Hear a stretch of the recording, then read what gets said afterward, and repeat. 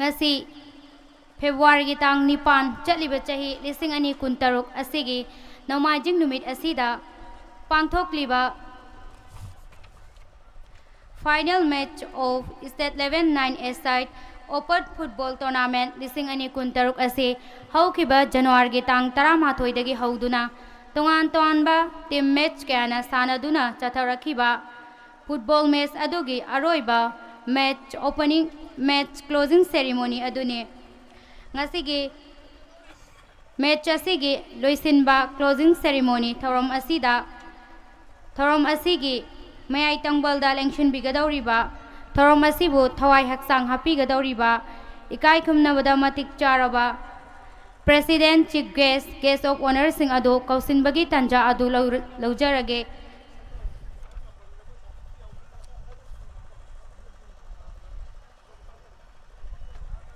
ahan bamaktada akoibada laibiriba ngasaidagi ngaiduna saraba nungsagi maisha khangduna laibiriba amasung akoibada haibadi mafam sana lengshin bidriba khwai khudingmaknaso mafam sana lengshin biduna ngasigi thorom asi mapung phana loiba phawba yauminnasi amadi saruk yabiyu haiduna sinjalangjariba singi maikaidagi ningsingjari ahan bamaktada ngasigi thorom asigi chief guest oina lengshin bigadaba ikai khumnabada matik charaba Dr. Narengbam Rajiv Kumar President Democratic People's Front DPF na chief guest ki phampham langda lengkhot piraknabagi damakta stage matak asida nolukna kaukhotjari ikai khumnaba utpa oina mayamna ahoba khubak amomtang khubiduna lengbirakli basing asigi pukning thawai hapminase President की फंफम लांगदा लेंशन बिगदबना सोइबम कुलभिदु सिंह जिला परिषद लंगाथेन ग्राम पंचायत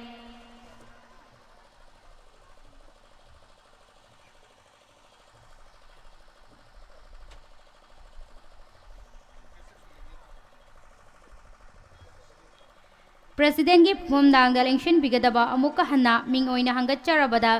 सोइबम कुलभिदु सिंह जिला परिषद लंगाथेन ग्राम panchayat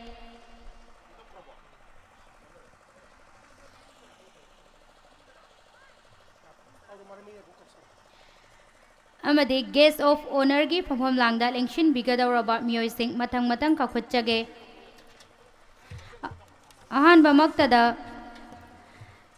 Narengbam Binoy Singh councillor Wangjing Lamding Municipal Council ani subada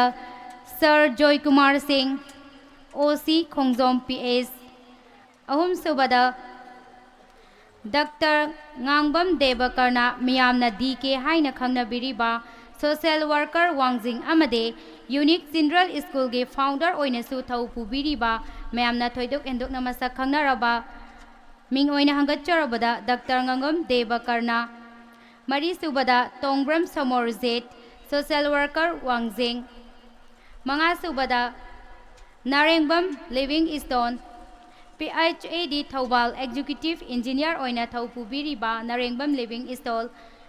Mathangda Laishram Premananda Social Worker Wangjing Secretary Wakes Laimuzam Pratap Singh Secretary Smart Security Service Mathangda Khangebam Tompok Social Worker Samaram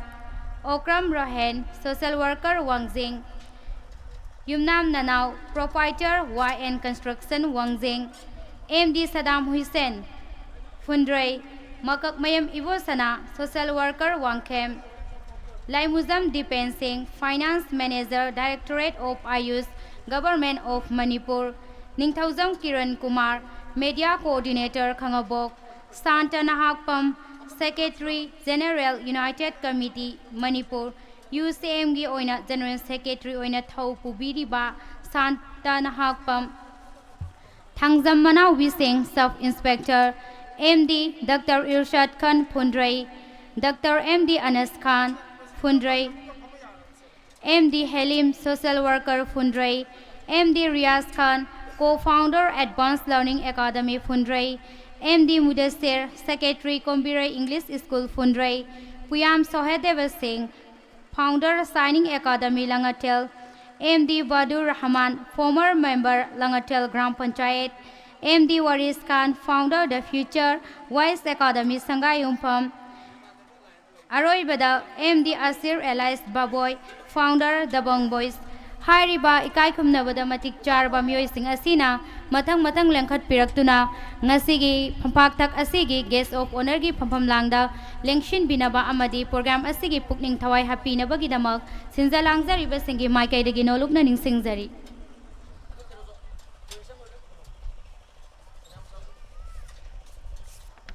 Matangda Amuko Sinzage, Iramdam Asigi Tanglaba, Manipuri celebrity star, singer, actor, actress, Amadi.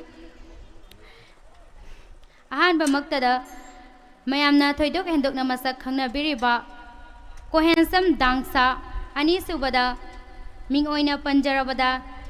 Yai Itoy Oinam Amadi, Sonia Samjes Sabamso, Guest of Honor Gi Pampam Langda Lenkat Pirakna Bagidamak, Sinza Langzari Basingi Maikai Dagi, no look naning Singzari.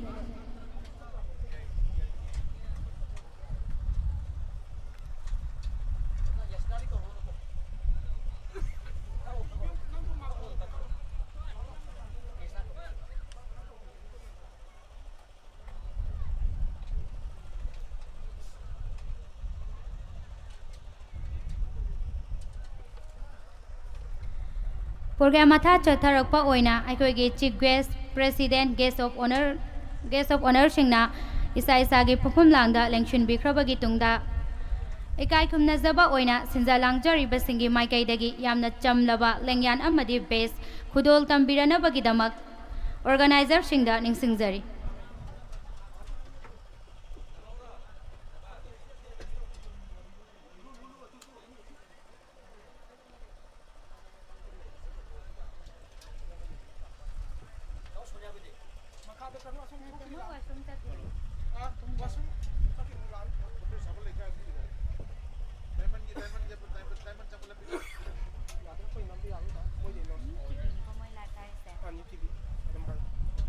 Kanganzaba Amana, Ngasi Pangthokliba, closing ceremony match asi Aikogi New TV Amadi, Pundrai Sabal Trophy Haina Laiba Page Adudaso, live Thazabani. Pundrai Sabal Trophy Asibu Mayamna Sangbiduna, like, share, follow Amamum Tang Taubinabasu, Sinza Langzari Basingi Maikai the Guinea Shingjari.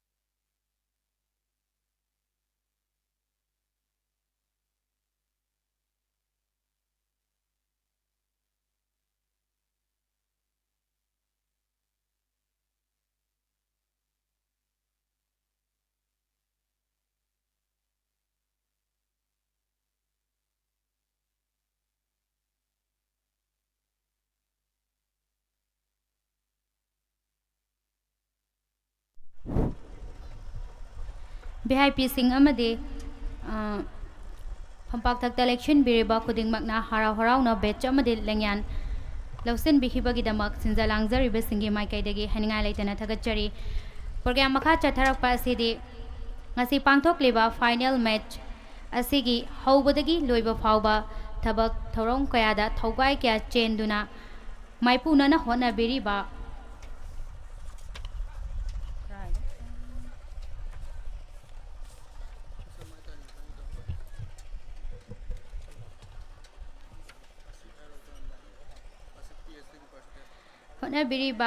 ꯏꯌꯥꯝꯕ ꯄꯨꯁꯝ ꯑꯁꯤꯛ ꯈꯥꯟ, ꯏꯌꯥꯝꯕ ꯑꯁꯤꯛ ꯈꯥꯟꯅ welcome ꯑꯃꯗꯤ ꯀꯤꯅꯣꯠ address ꯍꯥꯏꯕꯗꯤ ꯋꯥꯍꯧꯗꯣꯛ ꯋꯥꯔꯣꯜ ꯑꯃꯗꯤ ꯊꯧꯔꯝ ꯑꯁꯤꯒꯤ ꯅꯨꯡꯒꯤ ꯑꯣꯏꯕ ꯋꯥꯔꯣꯜ ꯊꯝꯕꯤꯔꯅꯕꯒꯤꯗꯃꯛꯇ PSYDC ꯑꯁꯤꯒꯤ ꯄ꯭ꯔꯦꯁꯤꯗꯦꯟ ꯑꯣꯏꯅꯁꯨ ꯊꯕꯛ ꯊꯧꯔꯝ ꯀꯌꯥꯗ ꯁꯔꯨꯛ ꯌꯥꯕꯤꯔꯤꯕ ꯊꯧꯒꯥꯏ ꯀꯌꯥ ꯄꯨꯕꯤꯔꯤꯕ ꯏꯌꯥꯝꯕ ꯑꯁꯤꯛ ꯈꯥꯟꯅ ꯇꯦꯟꯇꯛꯅ ꯋꯦꯜꯀꯝ ꯑꯃꯗꯤ ꯀꯤꯅꯣꯠ ꯑꯦꯗ꯭ꯔꯦꯁ ꯊꯝꯕꯤꯔꯅꯕꯒꯤꯗꯃꯛꯇ ꯁ꯭ꯇꯦꯖ ꯃꯊꯛ ꯑꯁꯤꯗ ꯅꯣꯂꯨꯛꯅ ꯀꯧꯈꯠꯆꯔꯤ꯫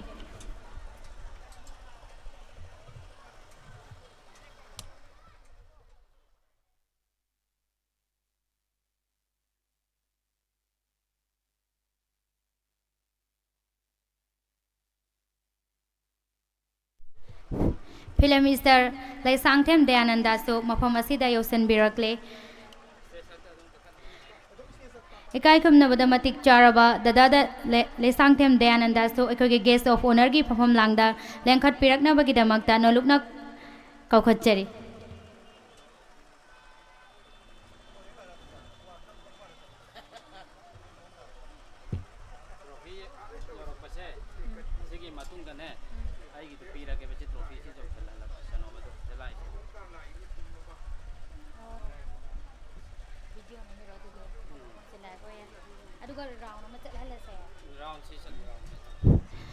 ꯑꯣꯔꯒꯅꯥꯏꯖꯔꯁꯤꯡꯒꯤ ꯃꯥꯏꯀꯩꯗꯒꯤ ꯑꯩꯈꯣꯏꯒꯤ ꯂꯦꯡꯌꯥꯟ ꯈꯨꯗꯣꯜ ꯇꯧꯕꯤꯔꯅꯕꯒꯤꯗꯃꯛꯇ ꯅꯤꯡꯁꯤꯡꯖꯔꯤ꯫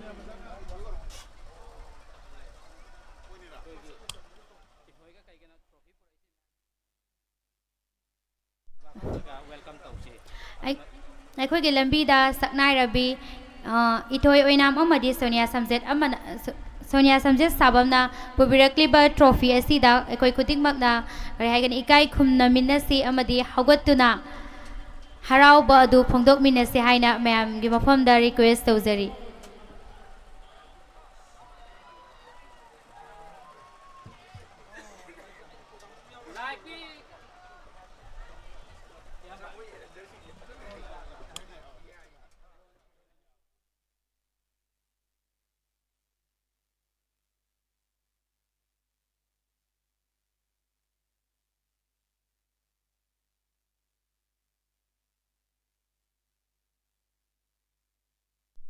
ꯃꯅꯨꯡ ꯑꯁꯤꯗ ꯆꯪꯁꯤꯟꯕꯤꯔꯛꯄ ꯃꯇꯝꯗ ꯃꯌꯥꯝꯅ ꯑꯍꯧꯕ ꯈꯨꯕꯥꯛ ꯈꯨꯕꯤꯗꯨꯅ ꯁꯛꯅꯥꯏꯔꯕꯤ ꯑꯅꯤ ꯑꯃꯗꯤ ꯄꯨꯕꯤꯔꯛꯂꯤꯕ ꯇ꯭ꯔꯣꯐꯤ ꯑꯁꯤꯕꯨ ꯏꯀꯥꯏ ꯈꯨꯝꯅꯕꯤꯕ ꯑꯣꯏꯅ ꯃꯌꯥꯝꯅ ꯋꯦꯜꯀꯝ ꯇꯧꯃꯤꯟꯅꯅꯕ ꯃꯌꯥꯝꯒꯤ ꯃꯐꯝꯗ ꯔꯤꯀ꯭ꯋꯦꯁ ꯇꯧꯖꯔꯤ꯫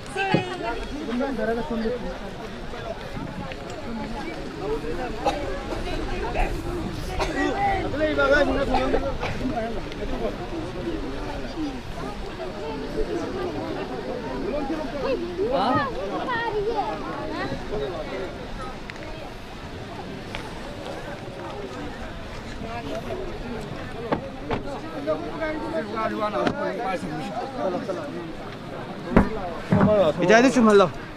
빨리 돼. 나라.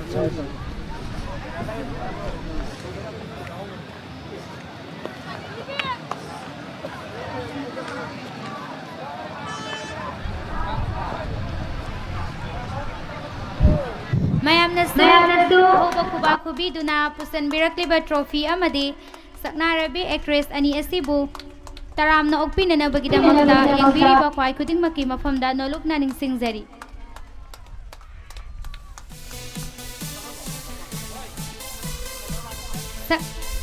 फिल असेगी अकोइबदा अखोगे ट्रॉफी असी पुदुना अमुक्तंग चटपिनना बसु इकाई खुमनजरीबे इथोय अमदे सोनिया समजे साबंगी मफमदा नलुकना निंसिंजरी मयामनसु हराव तयामना अखोगे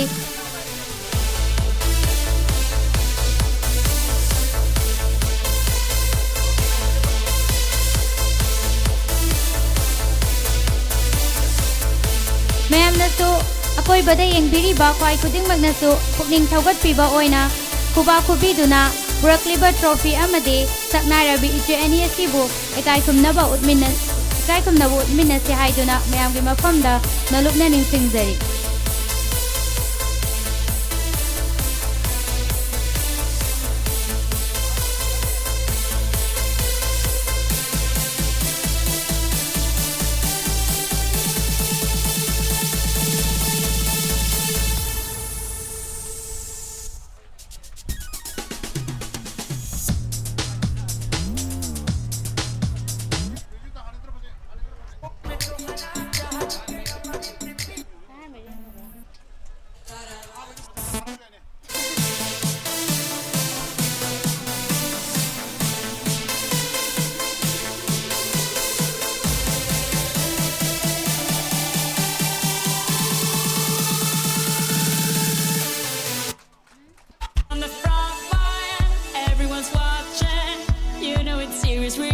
So this isn't over.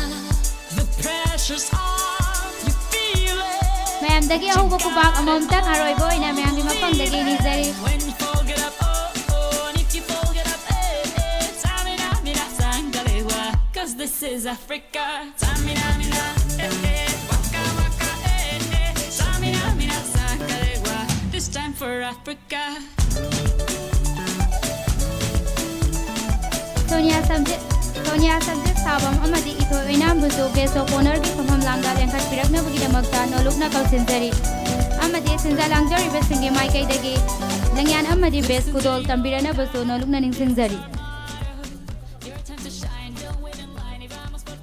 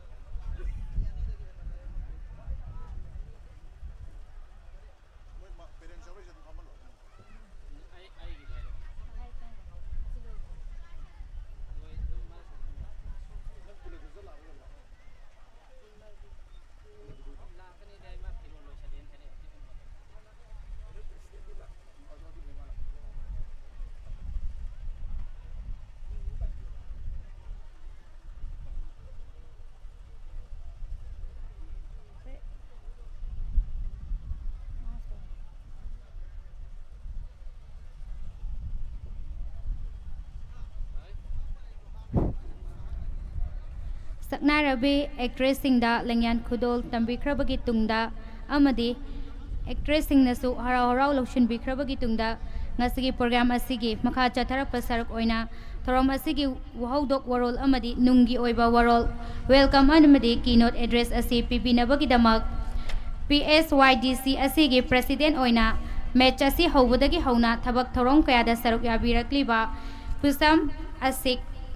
pusam asikana welcome amadi keynote address thambiranabagi damakta yambabu kausinjari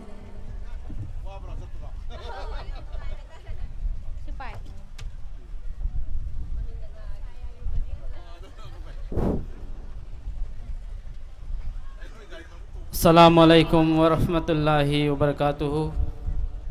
हौखिबा जनवरी की तांग तराग मथोइदगी सथरकलिबा सिगुमलबा थर्ड फुंड्रई सबल trophy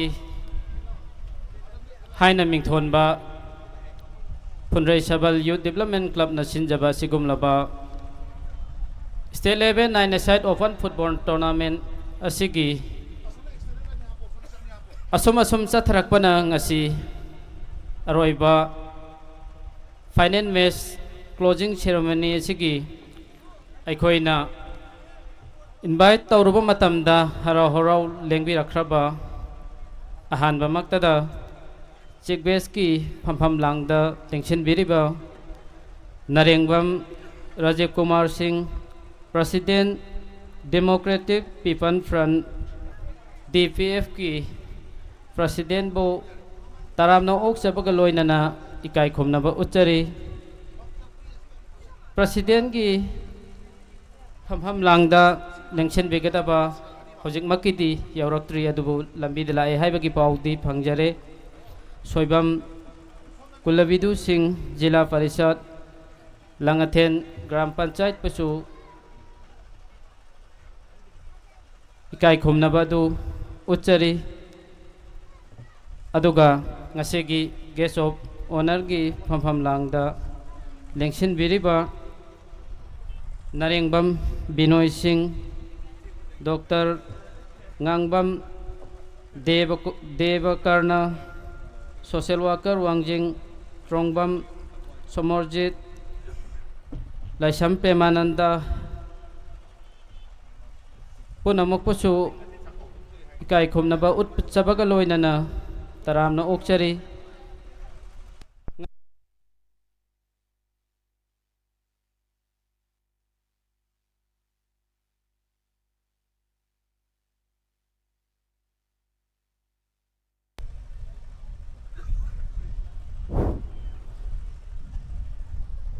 ngasiगी sigumlaba daisa sida lekhat piriba khudeng maku amamong tangming pandaba naidana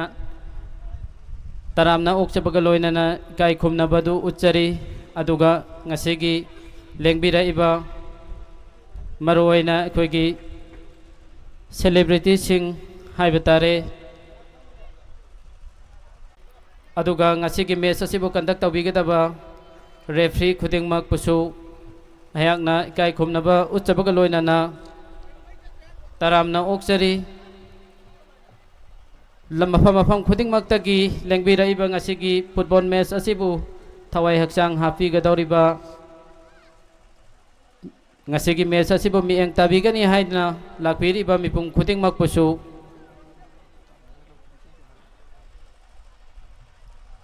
mipung khuding makpusu taramna okchabaga loinana ani tawkhiba matamda udaba dugumlaba ground mai khoi ngasi uba phangjariba asi ngasigi chief guest ki phampham langda lection biriba kai khumnabda matik charaba dr narengbam rajiv kumar gi achauba mateng dagi ngasigi fencing asi ekoina tawba ngamjabani maram aduna club asigi maikai dagi amadi ekoigi khungang asigi mipung khuding makki mafam dagi hainingai laitana ngasigi asigumlaba chief guest की फमफम लांग election बिरबा सार नरेंगबम राजीव कुमार बु थागत प फोंदोकचरी लोइना जरगा मतमसी यामना तेन मन मरम ओरगा programme सु ma'am यामना लैबनिना ma'am दी हाइनिंग बलै अदुबु Matang असिदा tension लक्लबदा अखोइना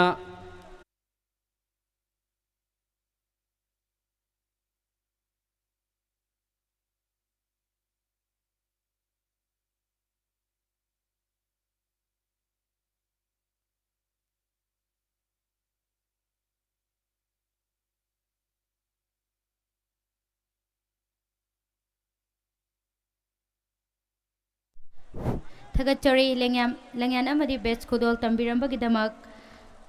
मखा चतरकपा असिदी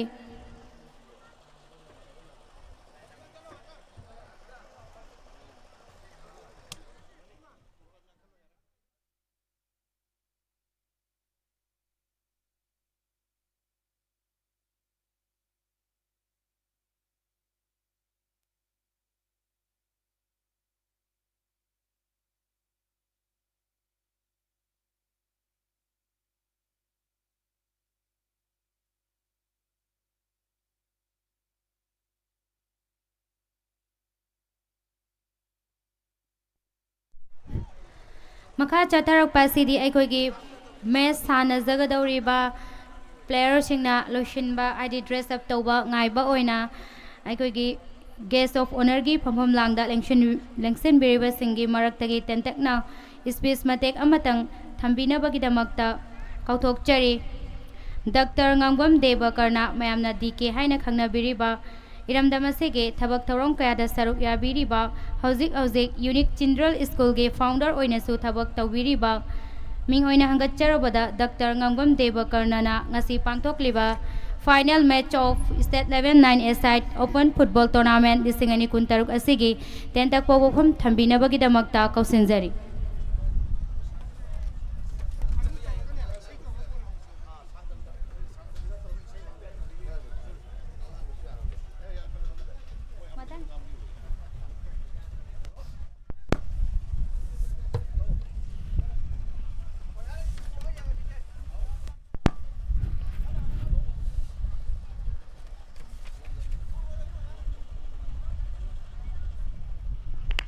Asigi state level 9A side open football tournament 2026 Pushin Biriba Sabal Fundrei Sabal Youth Development Club Bu Han Maktada Thagar Pongok Sari Aduga Nasigi final match asida Sanabigadoriba team Mani Makpusu Mongol Obiu Kugi Yamna Kanato de Bida sportsman gi spirita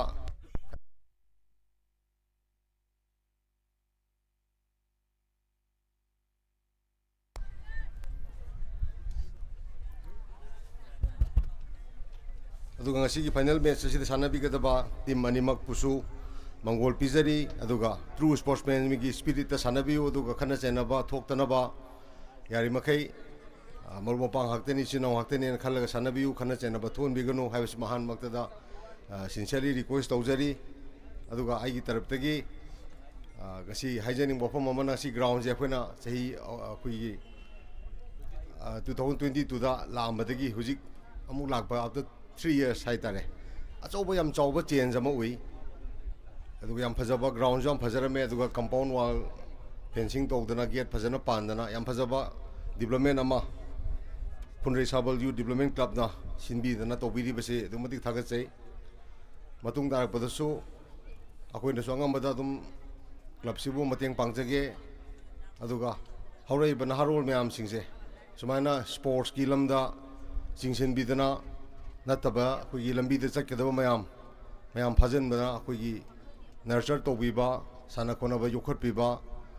sigi damakta su mayamna koi club asibu mateng pangbiu aduga koigi site gi su club sida mateng adum pangjage koigi youth singjina farak pai base koigi lamdam sigi faraduini aduga state sigi faraduini aduga masida mai profession amoina chakkhraga su sports sida yam phaba sports ki line sida chakkhraga su yam phaba ama oirkaduini aduna yanga sungasi di football su lebni yam sangsu su matam lojiningde yam nungai ba football final match ama ohen minarasi sanagadoriba coaching refereeing playersing khudimak thawai hakchang yauna sanabiu khana chena ba thon biganu haibasi amona appeal tawjaraga losenjari thank you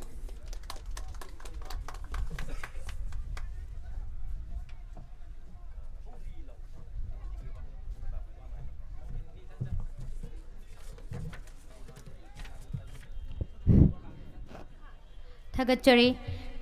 doctor ngambam देवकर्णना यामना तेंतकना value leiba point oiba wafom kharadang thambirambagidamag haninga leitana thagachari mathang asidi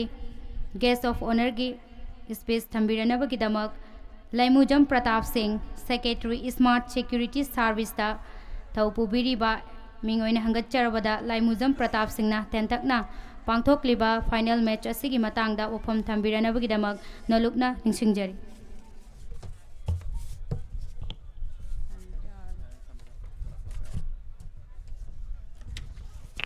Assalamualaikum. Punam pukrum jari. State level 9A side open football tournament 2026 asigi final match ta dais phambiriba guest president amadi guest of honor loina actor singer jingbo aham otata kai khunda usari लोइना ngasi final match सिदा सानगदब team अनिबो आइगी माइदे wish पिजरी सानबा हाइबसिदी अमना पोबा चेनबा मौसाने अदुना discipline लेना players सिंगना सानबियो हाइना इ माइके निसिजरी लोइना आइगी केंद्र जु आइबा vying था केंद्र की मनुंग चनबा हाइरिबा जगह असि अखोई वाइंग था केंद्र मनुंग चनबनिना मसिदा अखोई सा राजीवना फेंसिंग असि तौबिदुना मसिदा अचौबा सपोर्ट अमा तौवे हाइबसि आइगी माइकेदी याम नुवाइजै तसेंगना हौसि हौगलैबा नहाजिंगना निसागी पाक्ता तौरक हाइतारे मसिदगी लापथोगा सानबा हाइबसि डिसिप्लिन सिनबा कुकीजिंगा मैतेगा लान तौनरिबा सुकुम मयामसे अखोगी सानबसिना असुम्बा आरामबुदी असुम्बना माइथिबा पि हाइबदो अखोइना उलसि हाइना आइगी मार्केटगी पुनपु पुनिंग थगसरी लोइना ngasi मैच असिदा मयाम गी रिफ्रेश माइनबा 5000 गतंग मतें बांजगे thank you all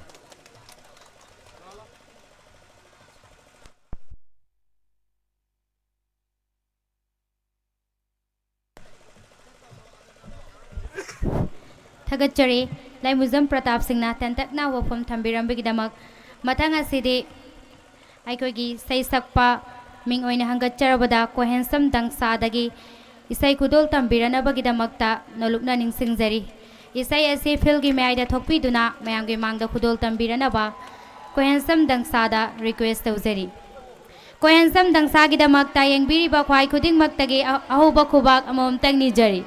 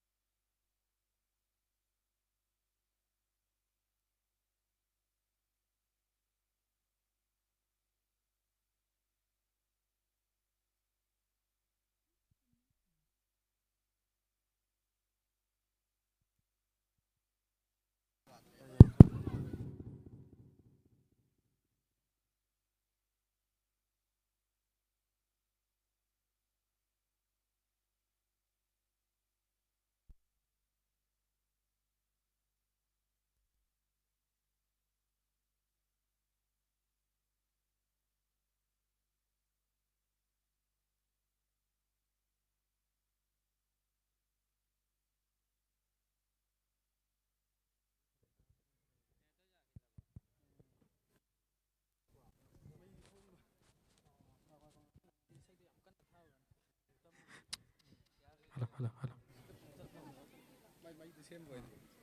Mấy pan gì cái ra?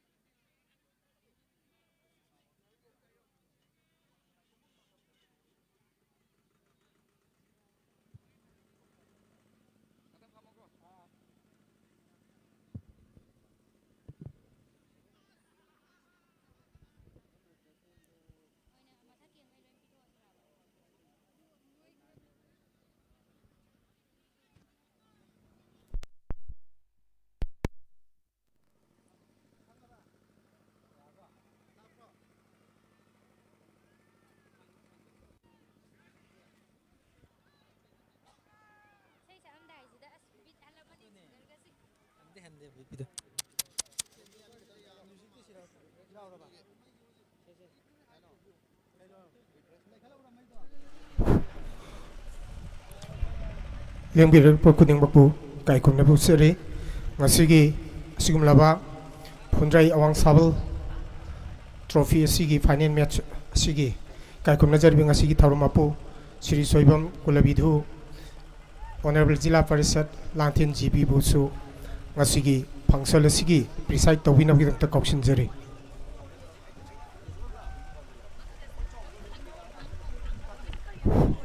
amuka hananing singjage ngasigi thorom asigi president gi phomphom langda lengchen bigadaba thoidok endokna ikai khamnabada matik charaba Soibam Kulabidu Singh Jila Parishad Langathen Gram Panchayat na president gi phomphom langda lengchen birakna baginamakta lonukna kausin jari amade sinja langzari be singi maikai dagi lengyan amade best kudol tambina na baginamakta so ningsing jari hello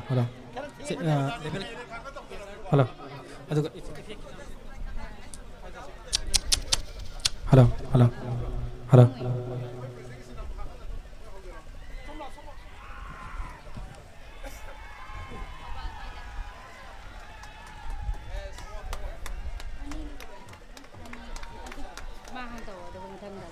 ahanba maktada sembibu mapubu ikai khumnabu chari amasung daista lengchen biriba sangnai raba oja singh amasung manipuri film gi artist sing mamasu lengchen birai ahanbagi isai seng asigi Phundrai Sabal trophy ki damakta laukat sawa isai dais mathakta lengkhat piriba aigi yamba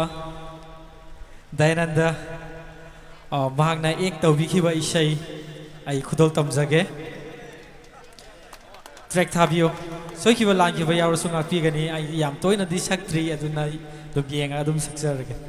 akoi bada yengbiriba khwai khudingmak nasu singer asigi pukning thauna haukat piba oina mayamdagi ahoba khuba khubina baning singjari okay track thabi ningsing jaba amana aikogi Dada Dayananda su makada kumbiduna singer gi mateng pangbiba oina ko ek tawminana bagidamakta sinja langzari besengi maikai dagi nolokna ningsing jari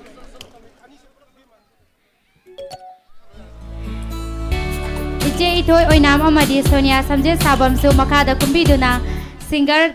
kohensam dangsana sakliba isai asida punna ko ek tawminaduna isai asibu lanthok pina bagidamakta nolokna ningsing jari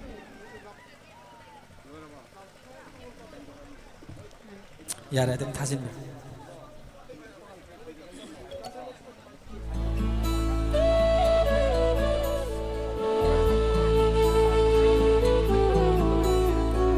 singilai re bini nangdi nomdol thakina jagoi sabine taruktana nikthi jandini Nangi aigi nongsi warina Chimai khona yairagle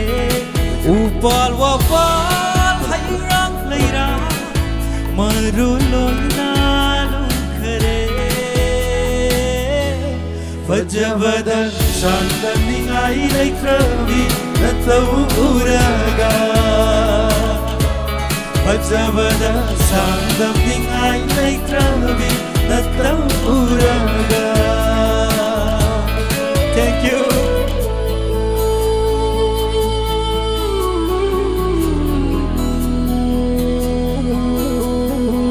Chutni banongsi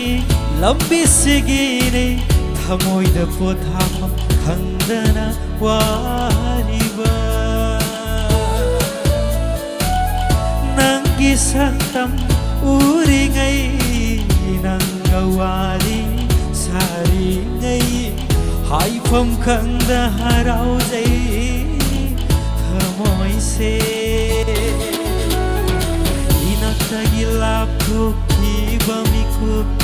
awamana chingjahu nantarai nangi aigi nongsi warina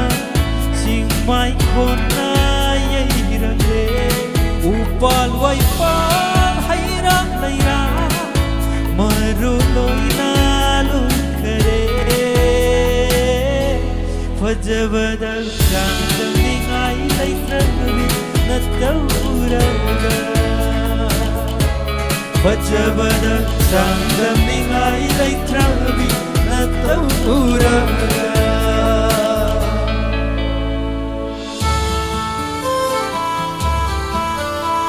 isai se kitang inge mathang di ije uje humang tahan ge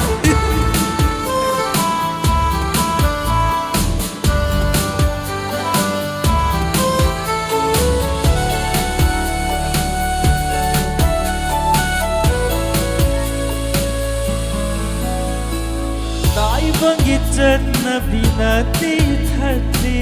nungsibadi nomanomay helagi aigi nungsiba kadana na puriba khaliba wakasidi honglaro sirabasu hinglabasu nangi deble jingilaire Bininandi Nomdo thakina jagoy sabini Tarutana ningthi jabini Dangi aigi nongsi warina Jingmai khona yeirale Upal wapal hairang leirang Maruloina Fajabada sangdamingai leitrabi naturaga Fajabada sangdamingai leitrabi naturaga Leng Davidan labiramo ay isa yung masihans tawzarake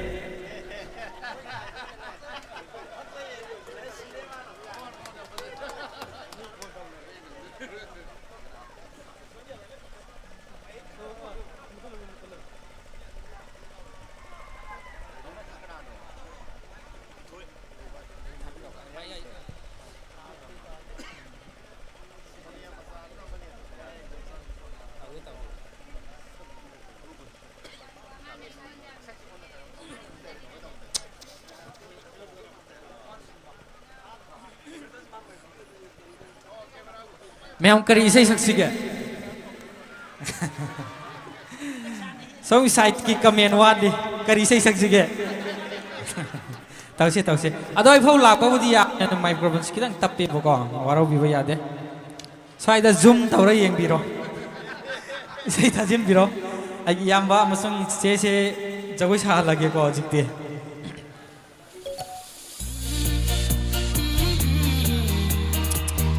जगोय से ma'am पुनः सामिनजे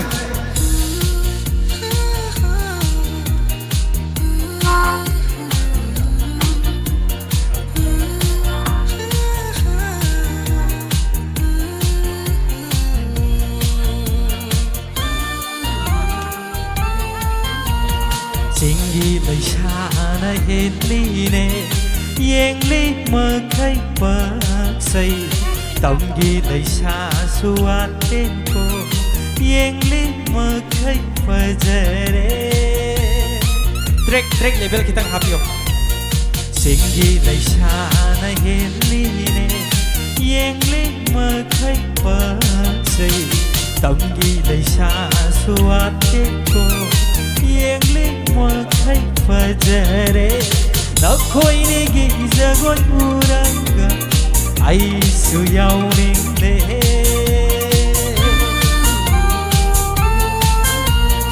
Nakhoi negi jagoy laga Haita manja aisu Inariye nangi khong thang yengna Nuzana tung tathanayna Nakhoi negi jagoy laga Haita manja aisu Inariye nangi khong thang yengna Nuzana tung tathanayna Loi haning deng sinuni Jagoy sathe penak sajaklige Kan biro thaja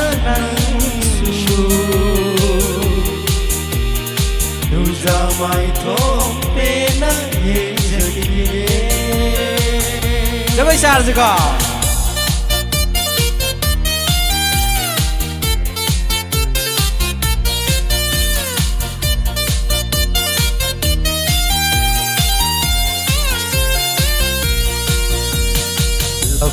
Tamna lấy khơi su nung ti la ke na na ta na tâm bira ro ai na hai tri pha sha tek ado tâm bira ro lòng đầm tamna lấy khơi su nung ti la ke na na ta na tâm bira ro ai na hai tri pha sha tek ado tambiraro lôi hận đến sinu mi giờ gối xa thế bên anh xa giấc ghê tambiraro tha ra nắng su 누자 마이토 빼나 예적이게 Say oh oh oh oh Puna Hey hey hey hey oh oh oh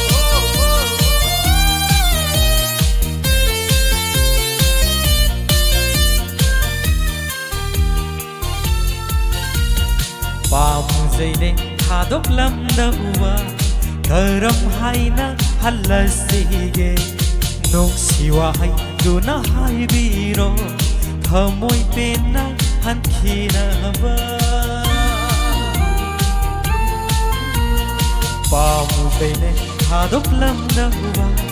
karam hai na halasige nung siwa hai duna hai biro thamoi pena han khina ba lôi hận đến sinu mi giờ gối xa thế bên anh xa giấc ghê anh đi ở tha ra nắng su nu ra mai thôi bên anh yên giấc ghê lôi hận đến sinu mi giờ gối xa thế bên anh xa giấc ghê anh đi ở đó tha ra nắng su nu ra mai thôi bên anh yên giấc ghê nu ra mai thôi bên anh yên giấc ghê Thank you all.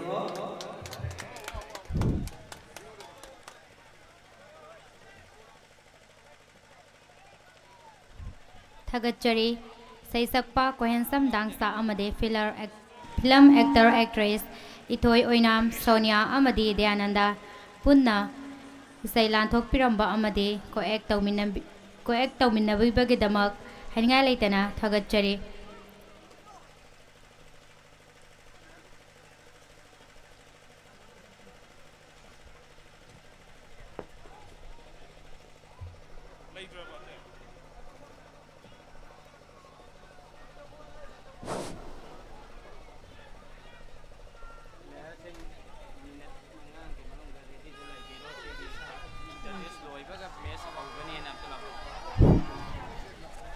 ngasi sanagadoriba final match asige Sangayumbam FC amade yang FC na dress up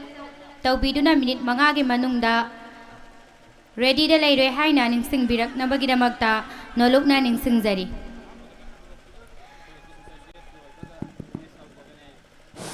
tawbiriba introduce asi loiba maktada akoigi ngasi mayamna khawrang na ngainariba closing final match adu suksoi soidana haujaragani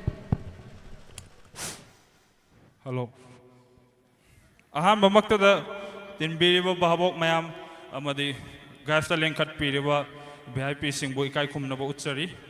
football is nothing without its fans haibado ahangwa field da football sana baga bhavok yamna tinba mafam da sana baga gi khetna base player sing na di loi makhangi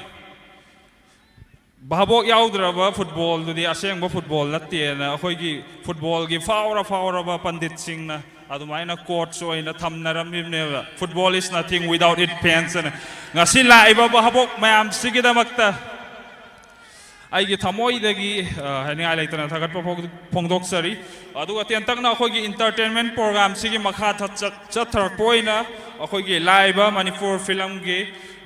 actor and the actress mayam na thoido en dok na khangna raba adagi akhoi gi brother ko ensam no na mayam na sak khangna raiba Manipur sin thungna faura eba dugum ba brother moi sing sida asam ba question khara hangjage aduga sigi matungda khoi gi mayam na khaurang na ngai jari ba football match to sana na ba khoi thaurang taujari aduga ahan ba da khoi gi question se Manipur film gi actress sister Sonia da haujarage ahan ba da sister da hangning se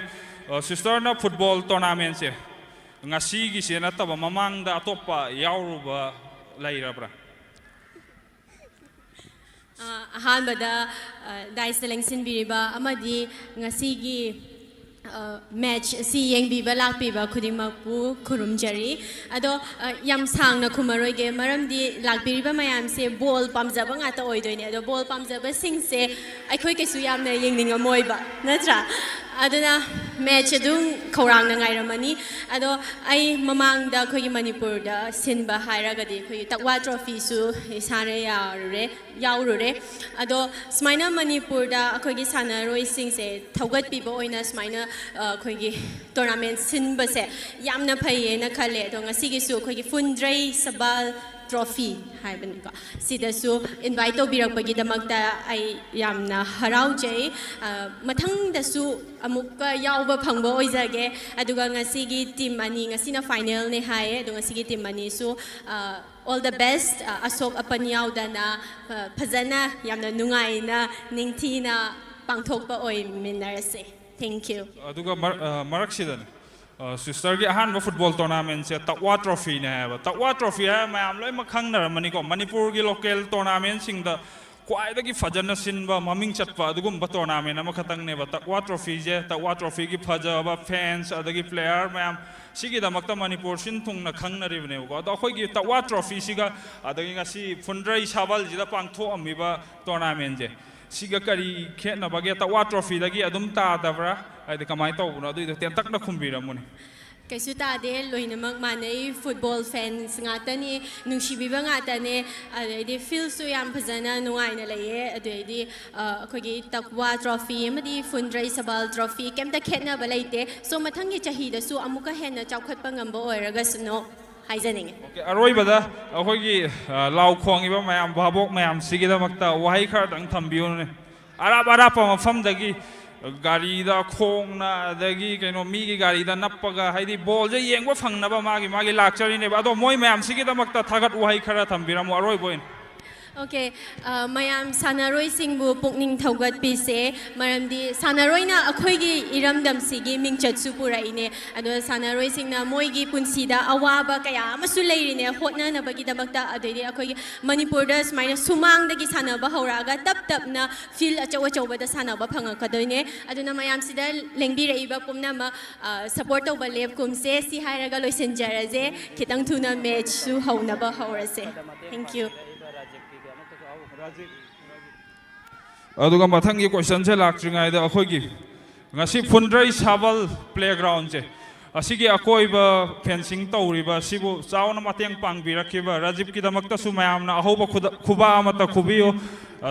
akhoi gi sumaina mayam gi sanroi sing gi damakta hotna biriba akhoi gi social worker sing thamoi chauba sing hai tare moi kaya laiba sina akhoi ngasi Manipur dagi afa player kaya puthokpa ngammi bani aduga mathang da akhoi gi makha ta ba question se brother Cohen sam da lakcharage brother Cohen sam se Fundrai da lai se ngasi ga kaya rak sure sina ahan boy doira match oina yengbo khotpa program gi oina lakpadi ngasina ahan bane adubu yam toina di lae aina leisabi koi ringai da ꯍꯥꯏꯗꯤ ꯁꯤ ꯃꯥꯡꯗ ꯎꯔꯤꯕ ꯀꯔꯣꯡꯊꯦꯜ ꯈꯨꯟꯁꯤꯗꯒꯤꯅ ꯑꯩꯒꯤ ꯅꯨꯄꯤꯁꯦ ꯑꯗꯨꯅ ꯁꯤꯗ ꯑꯗꯨꯝ ꯌꯥꯝ ꯇꯣꯏꯅ ꯑꯗꯨꯝ ꯐꯥꯎꯗꯣꯛ ꯐꯥꯎꯖꯤꯟ ꯕꯟꯒꯨꯝꯕ ꯂꯩꯀꯥꯟꯗ ꯁꯤꯗ ꯑꯗꯨꯝ ꯐꯥꯎꯗꯣꯛ ꯐꯥꯎꯖꯤꯟ ꯇꯧ ꯀꯣꯏꯁꯟꯁꯤ ꯆꯥꯟꯅꯗ꯭ꯔꯥ ꯑꯟꯁꯔꯁꯦ Okay. ꯑꯁꯦꯡꯕ ꯍꯥꯏꯖꯕꯅꯤꯀꯣ ꯑꯩꯗꯤ ꯑꯗꯨꯒ ꯑꯔꯣꯏꯕ ꯀꯣꯏꯁꯟ ꯑꯣꯏꯅ ꯑꯩꯈꯣꯏꯒꯤ ꯃꯅꯤꯄꯨꯔꯒꯤ ꯃꯐꯝꯁꯤꯡꯗ ꯁꯤꯜꯂꯤꯕ ꯂꯣꯀꯦꯜ ꯇꯣꯔꯅꯥꯃꯦꯟꯁꯦ ꯑꯇꯣꯞ ꯑꯇꯣꯞꯄ ꯀꯌꯥꯁꯨ ꯁꯔꯨꯛ ꯌꯥꯔꯨꯕꯒꯤ ꯑꯩꯈꯣꯏꯅ ꯐꯣꯇꯣ ꯚꯤꯗꯤꯑꯣ ꯀꯌꯥ ꯎꯕ ꯐꯪꯖꯩ ꯑꯗꯨꯒ ꯑꯩꯈꯣꯏꯒꯤ ꯉꯁꯤ ꯐꯨꯟꯗ꯭ꯔꯩꯗ ꯁꯤꯜꯂꯝꯃꯤꯕꯁꯤꯒ ꯃꯁꯤꯅ ꯇꯥꯕ꯭ꯔꯥ ꯑꯇꯩꯁꯤꯡꯗꯨꯅ ꯍꯦꯟꯕ꯭ꯔꯥ ꯍꯥꯏꯕꯗꯣ ꯑꯗꯨꯃꯇꯪ ꯑꯔꯣꯏꯕ ꯑꯣꯏꯅ ꯊꯝꯕꯤꯔꯝꯃꯨ ꯕꯣꯜ ꯈꯨꯗꯤꯡꯃꯛ ꯇꯣꯔꯅꯥꯃꯦꯟ ꯈꯨꯗꯤꯡꯃꯛ ꯑꯍꯦꯟꯕ ꯑꯋꯥꯠꯄ ꯀꯔꯤꯁꯨ ꯂꯩꯇꯦ ꯑꯩꯒꯤ ꯋꯥꯈꯜꯂꯣꯟꯗꯗꯤꯀꯣ ꯑꯗꯣ ꯕꯣꯜꯕꯨ ꯄꯥꯝꯖꯅ ꯊꯣꯛꯂꯛꯄ ꯉꯥꯛꯇ ꯑꯣꯏꯕꯅꯤꯅ ꯄ꯭ꯂꯦ ꯐꯤꯜꯁꯦ ꯑꯗꯨꯛꯀꯤ ꯃꯇꯤꯛ ꯑꯗꯨꯝ ꯃꯄꯨꯡ ꯐꯥꯅ ꯕꯥꯕꯣꯛꯁꯦ ꯇꯤꯟꯕ ꯎꯏ ꯑꯩꯅ ꯉꯁꯤ ꯐꯥꯎ ꯆꯠꯂꯛꯄꯗ ꯑꯗꯨꯒ ꯑꯦꯔꯤꯌꯥ ꯍꯥꯏꯗꯤ 9A ꯒꯨꯝꯕ ꯑꯗꯨꯗ 7 ꯁꯣꯀꯔꯒꯨꯝꯕ ꯃꯥꯒꯤ ꯄ꯭ꯂꯦꯌꯔ ꯈꯤꯇꯪ ꯍꯟꯊꯅ ꯁꯥꯟꯅꯕ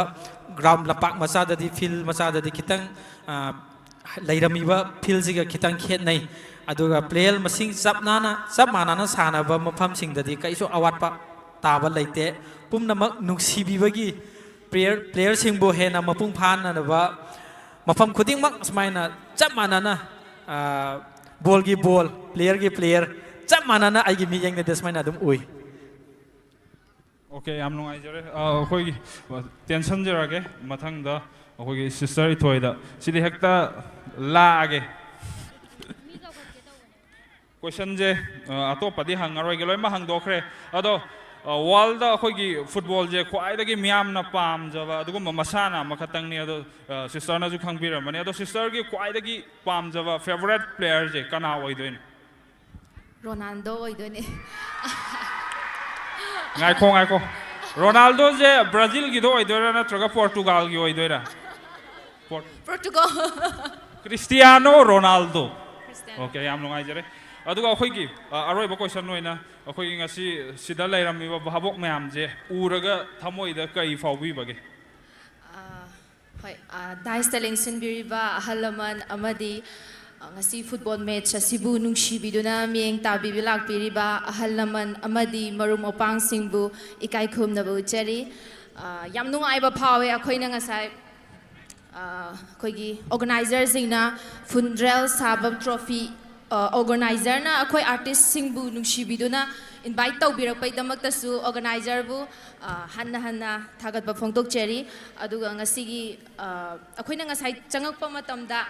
Feels the Changapamatamda, Mayamgi support, Mayamna Bibiba Minungshi, Mayamna Akoibu support to Biba, encourage to Biba the Uber, the Yamna Puning Nungshiba, Yamna Nungaiba, hiding I like the Nungaiba Pawe, Akoina Su, Akoi artisting Nasu, Nungaiba, Film Kama, Puduna Lakjage, Mayamna Su, Manipur Filambu, Nungshibiduna Mieng Tabu, Manipur Filambu, Nungshibu, Haibase, Mayamda Tamzege. Thank you. I'm no idea. I wrote a question, brother. Dayananda da hangjarage akhoi hangba abadi loima hangre aduna aroi bo question je akhoi gi ngasi punrai sabal sida akhoi gi manipur gi thawal district ki manung channa leiba highway dagi khitang changshal laga leiba sigumba khungang gi da sigumba football tournament je sumaina ga phajana silam gane ha ba je wakhal da leibra ha makada akhoi gi das taling simbri ba zaguru khoi khodi mapu ko no khurum jari loina Football bu thawai happy bagi damutar lengbirak liba asigi football sana ba sibu yeng lengbirak liba khoi punama pusu taram no ukshari tasengna ID samaina football match samasin bagi aingonda invite torok pasi ngasina han bani aduga aina lapu matam dasu samaina ngasi football thawai yaw bai chinaw mayama yengbirang ngoni habasi aina thajarude expect tarude adubu aina changpa matam da mi se aduki matik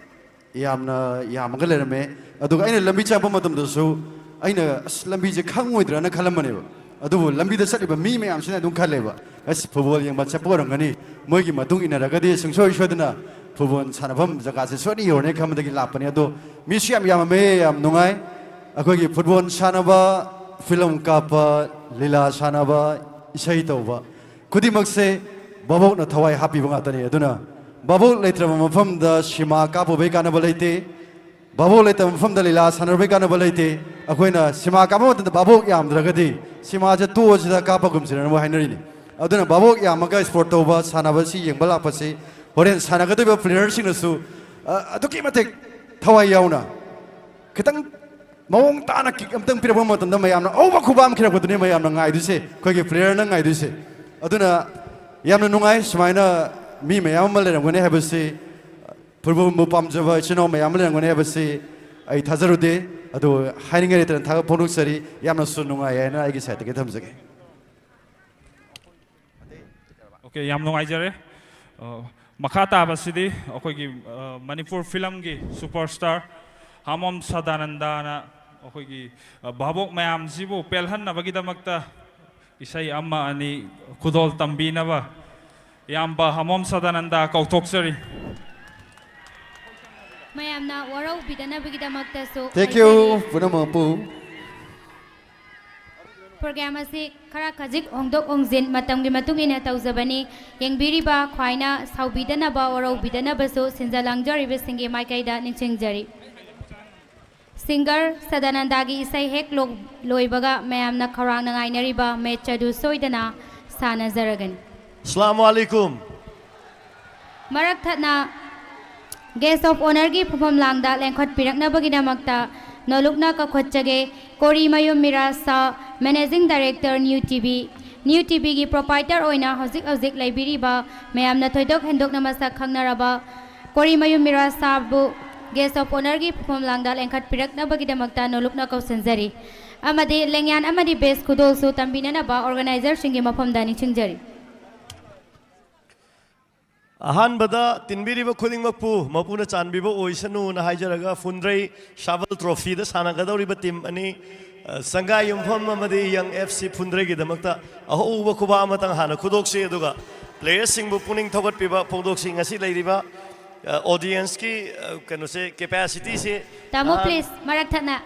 kitang disturb tawjage warau bi bayade तवियो ngasigi thoram asigi guest of honor gi phumam langda lengchin bigadaba haibadi hauzik khakta mafam asida yausan birakraba Santa Nahapam United Committee Manipur UCM gi secretary general secretary oina thaupu biriba ikai khumnabada matik charaba Santa Nahapam puso guest of honor gi phumam langda lengkhat piraknaba ningsingjari amadi lengyan best khudol tambinana basu organizer singi maikaida nolukna ningsingjari यारबो yare अदुनेबा मतम साना लौररोय साना बगै ममांगदा मतम या मांगम यादे नत्रा warming up होरो यारे लाइकलो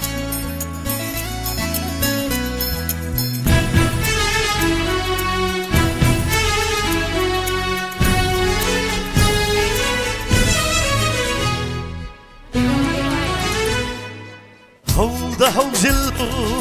to aba laksani hold the hozillu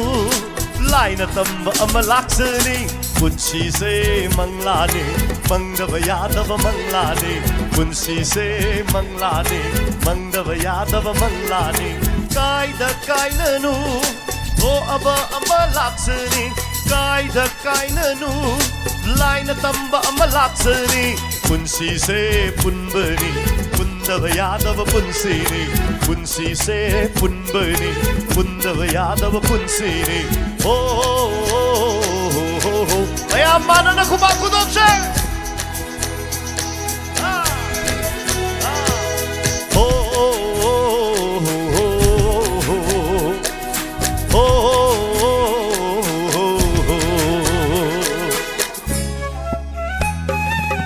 Sound level kita lapo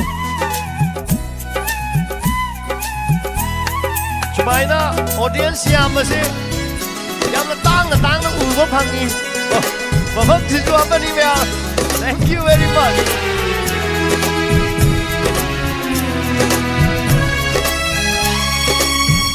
oh ishwar mana shinbaga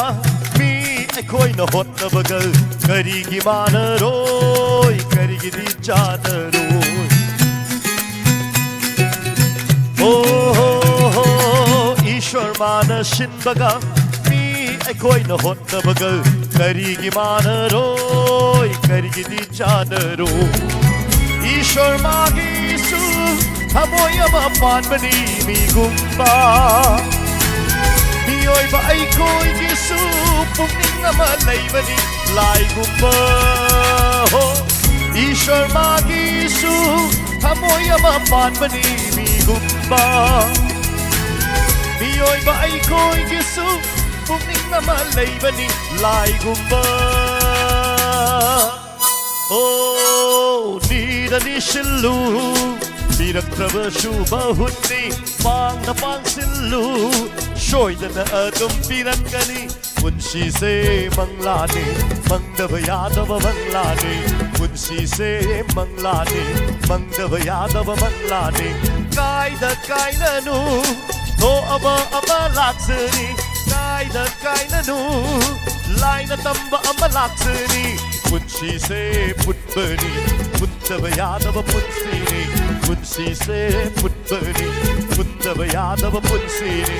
Oh, oh, oh, oh, oh, oh, oh, Maya punna, hey, oh, oh, oh, oh,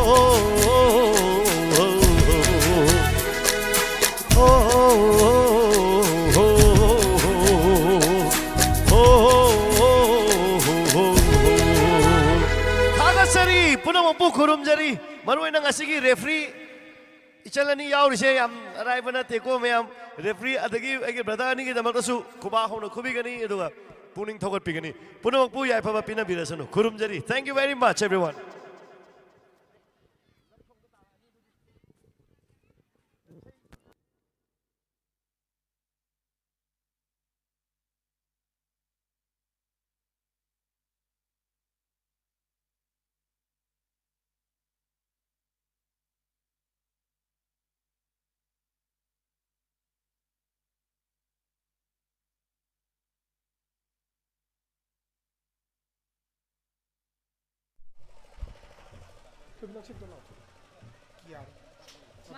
Nanti lambi tu pasal lain.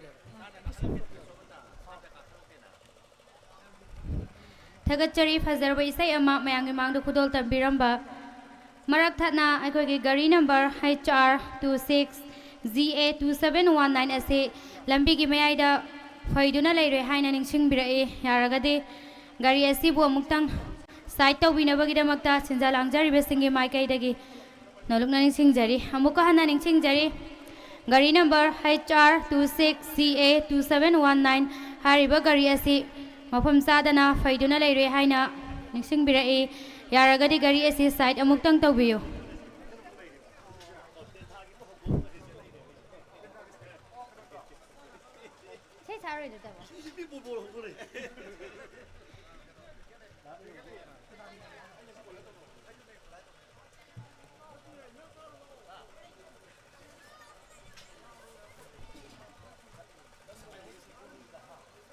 Ngasigi sana Zagadoriba Aroiba final match third state 11-9 aside Opal football tournament Isingani Kuntaruk Asigi closing match Ase Sangayumpam FC Amadi Young FC Pundray Anina sana Zagadoriba match Amane sana Bigadoriba players Singna sana Bagi Nitiniam Ngakna discipline maintain Taubiduna Katna China Dana Palm the Botodok Tok Tanabagi Damak Isa na Wakal Tambiduna Mapungfana match Ase sana biyu pangthok piyu haiduna players singi maphamda nolukna ningsingjari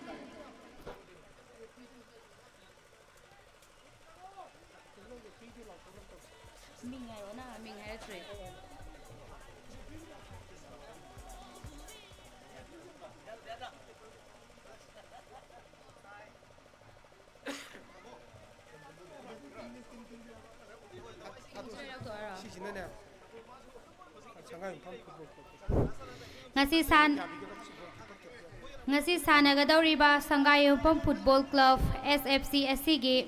players sing mayamgi mangda muktang lautok sage Sangayumpam Football Club ki oina team manager MD Aryan team coach MD Rasid Sheikh team physiona MD Arwas team players sing na MD Nadia jersey number 1 captain MD Nawaz Sarif, jersey number 18, MD Anis, jersey number 19, MD Rahman, jersey number 24, MD Irfan, jersey number 6, MD Muhaddid, jersey number 11, MD Nawaz, jersey number 7, MD Sahad Khan, jersey number 8, Roger, jersey number 9, Michael, jersey number 16, MD Fayal, jersey number 4, Kisan, jersey number 28, Arvind, jersey number 22, Amade Bashir Khan, jersey number 12, Azaz, jersey number 13. Hariba Sangayumpham Football Club asigi player tara mga asina saruk yaduna sanazagadaba team amani makogi color of uniform na green and black.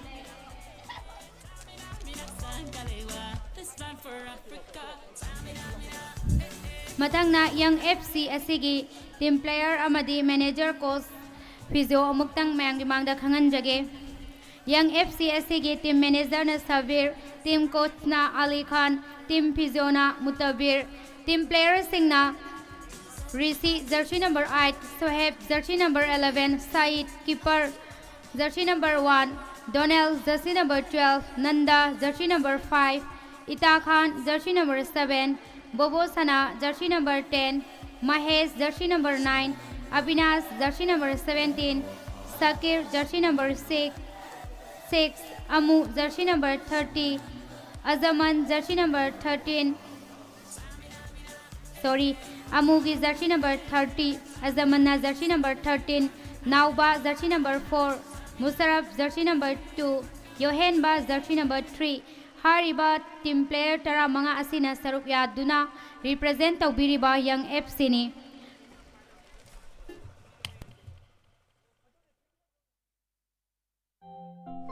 Masita sunatana medical team da AK medical team na handak ta pangthok liba Phunrai Youth Trophy asitana tana matung tarakpa Phunrai Sabal Trophy gi oina kogi players singi marakta sok papan bayorok pa matamda makhata na adumak mateng taubigani haina ningsing birakli ngasi mapam asida AK medical team na present taubiduna sanaroi singi help taubinana bagidamak sauraba thaudang ama lobiri. Masigi damakta so sinza langjaribe singi maikaidagi AK medical team bu haninga leitana thagachari.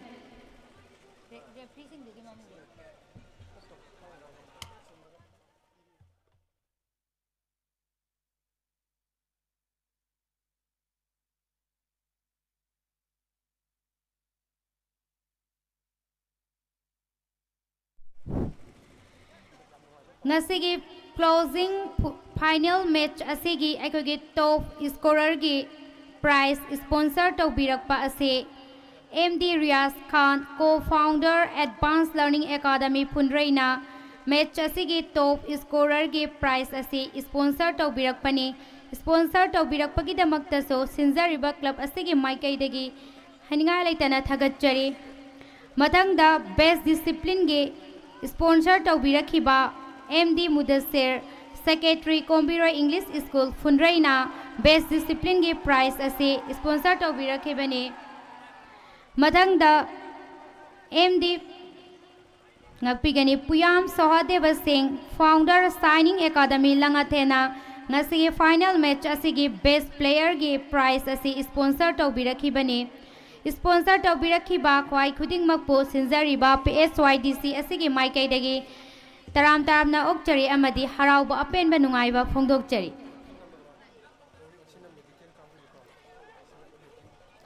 Ngasigi match asigi referee number 1 da lebigadoriba ase T Ranjita Devi, FIFA referee.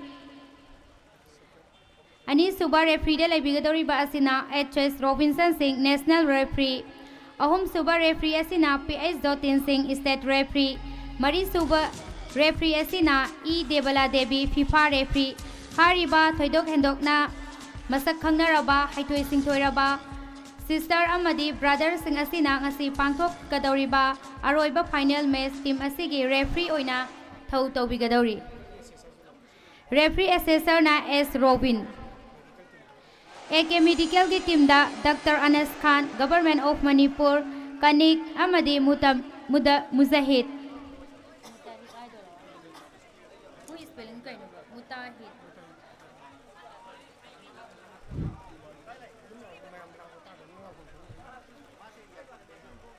ꯑꯀꯣꯏꯕꯗ ꯂꯩꯕꯤꯔꯤꯕ ꯈ꯭ꯋꯥꯏ ꯈꯨꯗꯤꯡꯃꯛꯅ ꯉꯁꯤꯒꯤ ꯐ꯭ꯂꯦꯛ ꯑꯁꯤ ꯄꯨꯊꯣꯛꯄꯗ ꯍꯔꯥꯎ ꯍꯔꯥꯎꯅ welcome ꯇꯧꯃꯤꯟꯅꯁꯤ ꯑꯃꯗꯤ ꯃꯌꯥꯝꯗꯒꯤ ꯑꯍꯧꯕ ꯈꯨꯕꯥꯛ ꯑꯃꯃꯝꯇꯪ ꯄ꯭ꯂꯦꯌꯔꯁꯤꯡꯒꯤ ꯁꯄꯣꯔꯠ ꯇꯧꯕꯤꯕ ꯑꯣꯏꯅ ꯅꯤꯖꯔꯤ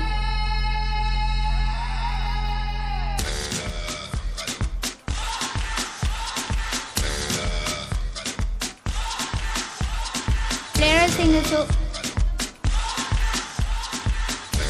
ꯑꯩꯈꯣꯏꯒꯤ ꯔꯦꯐ꯭ꯔꯤꯁꯤꯡꯅꯁꯨ ꯇꯨꯡ ꯏꯟꯕꯤꯗꯨꯅ ꯄ꯭ꯂꯦꯌꯔꯁꯤꯡꯅ ꯃꯊꯪ ꯐꯤꯜ ꯃꯌꯥꯏꯗ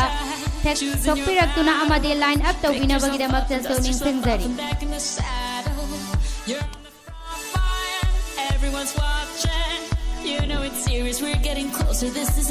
ꯂꯥꯏꯟ ꯑꯞ ꯇꯧꯕꯤꯔꯕ ꯃꯇꯨꯡꯗ ꯑꯩꯈꯣꯏꯒꯤ ꯏꯁꯇꯦꯖ ꯁꯛꯇ ꯂꯦꯡꯈꯠꯄꯤꯔꯤꯕ president chief guest of honour ꯑꯃꯗꯤ ꯁꯛꯅꯥꯏꯔꯕ ꯑꯦꯛꯇꯔ ꯑꯦꯛꯇ꯭ꯔꯦꯁꯁꯤꯡꯅ ꯄ꯭ꯂꯦꯌꯔꯁꯤꯡ ꯑꯁꯤꯕꯨ ꯁꯛꯈꯪ ꯃꯥꯏꯈꯪꯅꯕꯒꯤ ꯇꯟꯖꯥ ꯑꯗꯨ ꯂꯧꯖꯔꯤ Cause this is Africa. Tamina, mina, waka, waka, Tamina, mina, sangalewa. This time for Africa.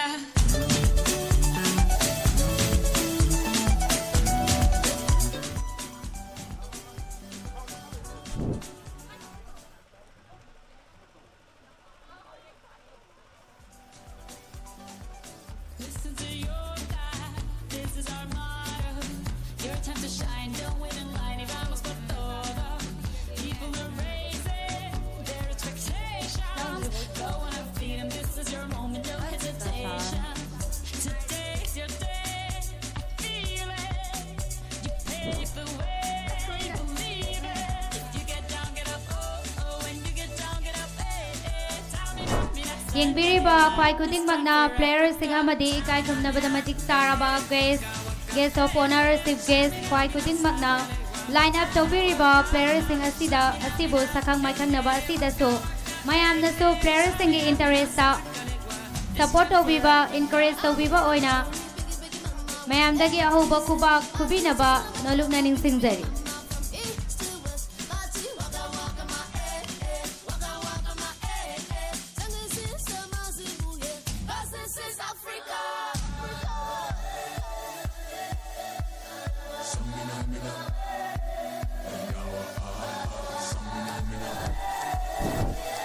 ꯁꯛꯈꯪ ꯃꯥꯏꯈꯪꯅꯕ ꯍꯦꯛ ꯂꯣꯏꯕꯒ ꯑꯩꯈꯣꯏꯒꯤ ꯄ꯭ꯂꯦꯌꯔꯁꯤꯡ ꯑꯃꯗꯤ guest of honour chief guest president ꯄꯨꯟꯅ ꯑꯄꯨꯟꯕ ꯒ꯭ꯔꯨꯞ ꯐꯣꯇꯣ ꯁꯦꯁꯟ ꯑꯃ ꯇꯧꯅꯅꯕꯒꯤꯗꯃꯛꯇꯁꯨ ꯅꯤꯡꯁꯤꯡꯖꯔꯤ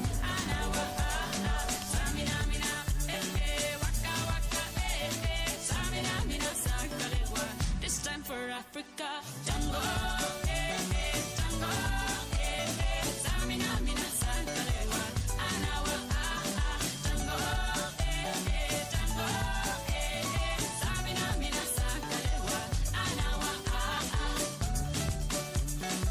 This time for Africa. This time for Africa. We're all Africa. We're all Africa.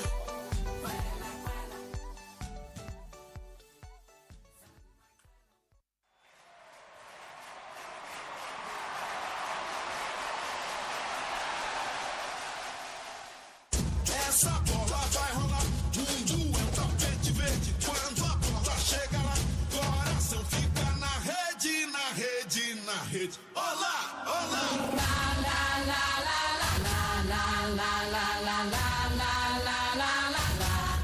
La la la la la la la la la la la la. I dare you. Let go. Let go. Let go. Let go. Feel how the planets become one. It's like a drum to dance the rhythm. Hear the whistle, kick the ball. The entire world soars like an eagle in the open way. Like we dance only today. There's no tomorrow. We fall behind in this place. There's no space for fear or sorrow. Is it true that you want it? Then act like you mean it. With everyone watching, it's truth or dare. Can you feel it?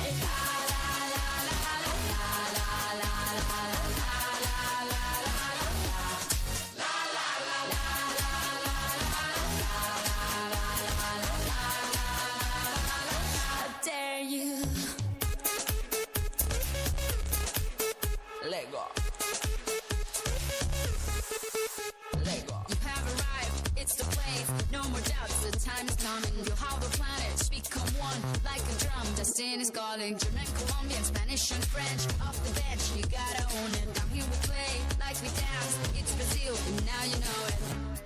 Is it true that you want it? Then act like you mean it. With everyone watching, it's truth or dare. Can you feel it?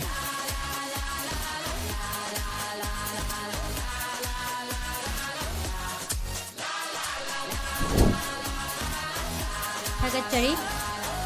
group photo session tawbikrabagi tungda ngasigi match asibu ekai khumnabada matik charaba Dr. Narengbam Rajik Kumar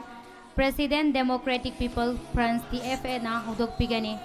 hariba star asina ngasigi phil asi yaunabagi thakta pukhat pirakpa amadi akoi bada khabiriba net fencing asibu tawbibata natana club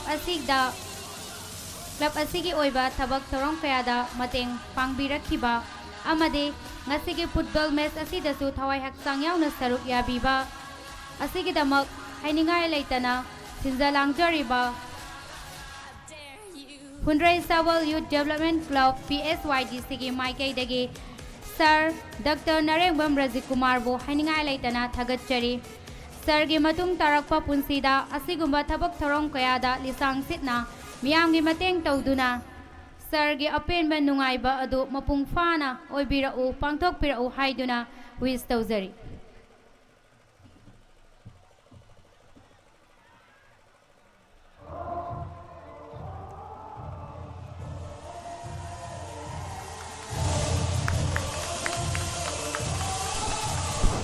Thagachari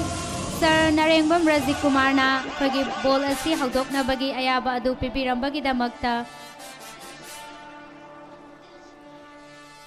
Irai kai asida laibiriba Phundrai Sabalgi praja singnasu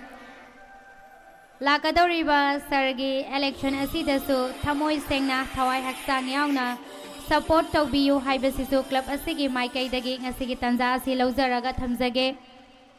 Madung tarakpadasu club asigi thabak thorong kayada Sir Narengbam Rajik Kumar na mateng kaya tawbirakhigani amadi saruk yabirakhigani haiba adu club asina thazaba thamjari amuka sohana ningsingjari sanabigadoriba sangayumpam FC amadi Young FC Phundrai anina sanabagi niti niyam ngakna yamna phajana match asibu sananabagidamagta sinjalangjariba singi maikaida players singda thamjari yengbiriba babok singnasu Players asina pamjariba asi makoina sanajariba asida thawai hapiba encourage tawbiba support tawbiba asi khaktani maram aduna nakan anigi amata oiba wakhalon mityeng aduda sanaroi sing asibu phajaba wahaiwatana saugat piduna puning thogat minasi amade makoigi encourage support adu yengliba aikoi khudingmakna thauna hapminasi haiduna aihaki maikaidagi mayamgi mafamda thamjer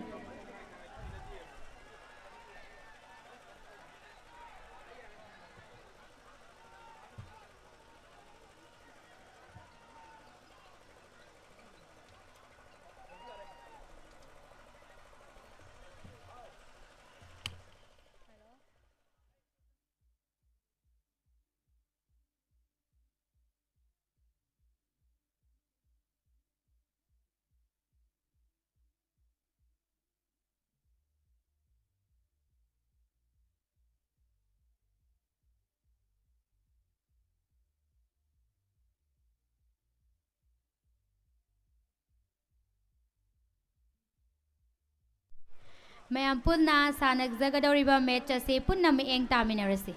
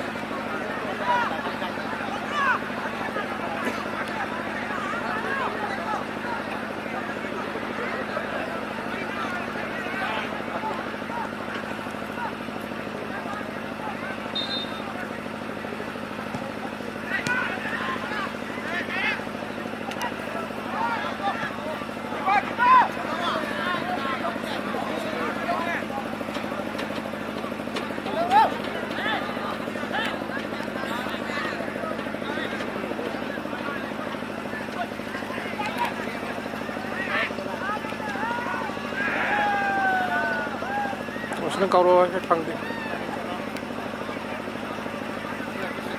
Tati ban ne ba?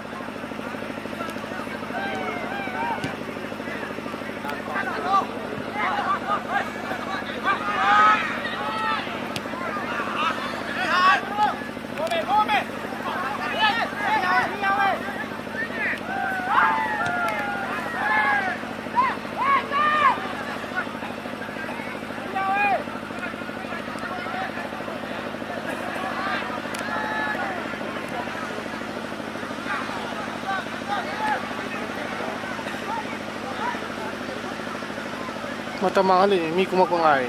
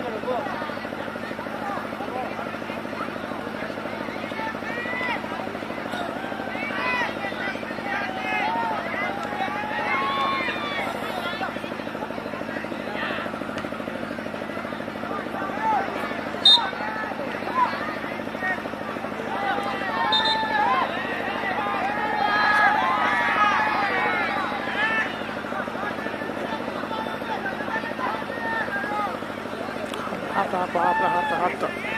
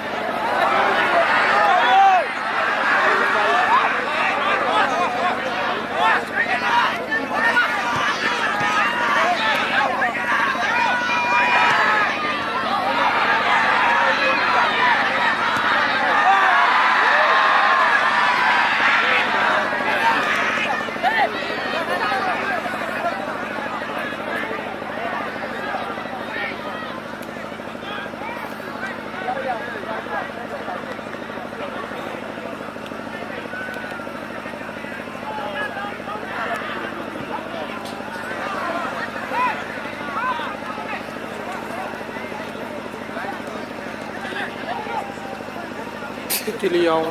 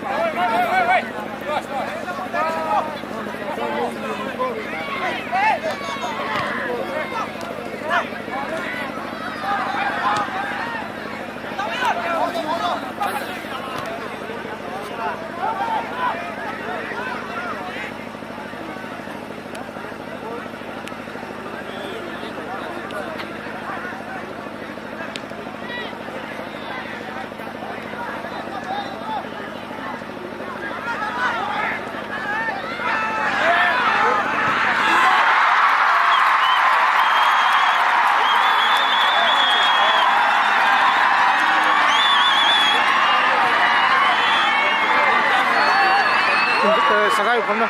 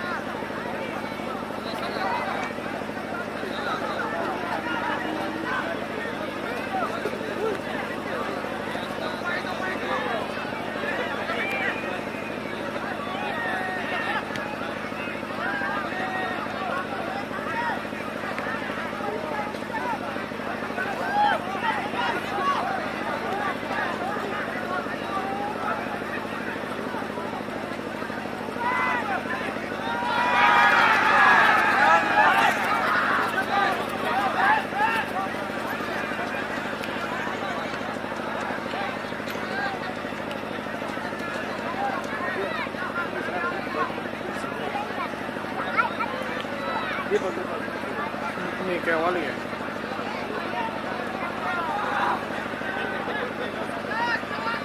Ini pun channel.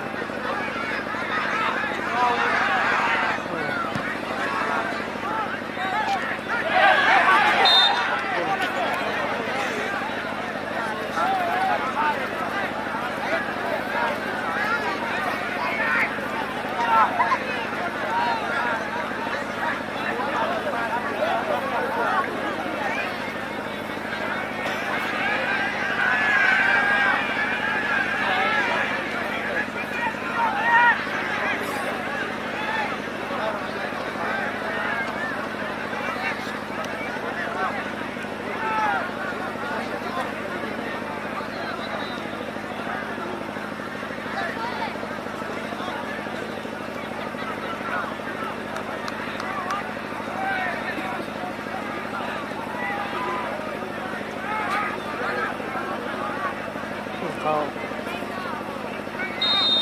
ini jangan mengalah apa.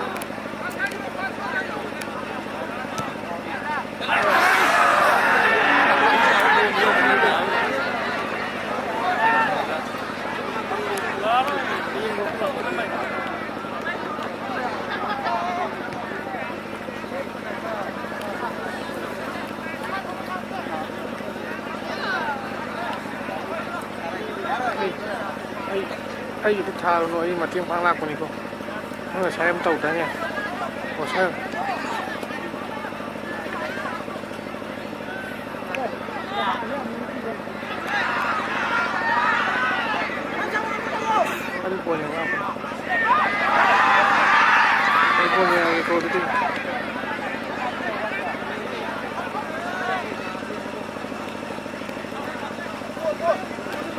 थादोरागेको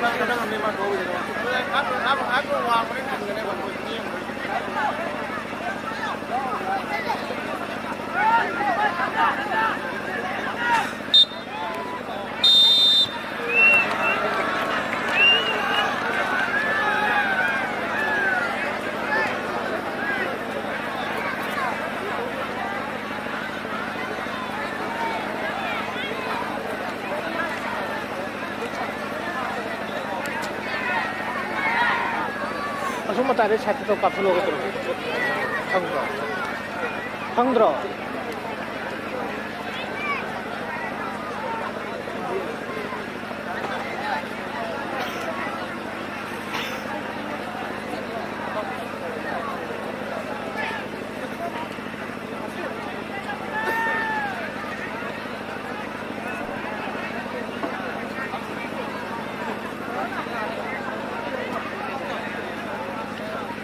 kaya masing may kapsalong kaya khangro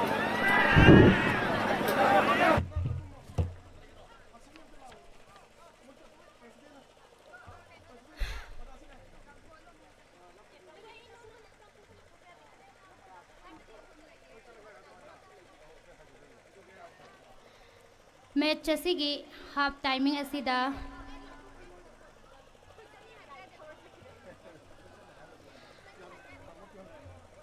ngasi thauram asigi chief guest ki phafam langda lengsin biriba club asigi amadi laikai asigi thabak tharong kaya da thodang ya biriba ming oina hangacharabada Dr. Narengmam Rajik Kumar President Democratic People's Front DPF na tentak na ngasi pangthok liba aroiba final match asigi tentak po bofam thambinabagi damakta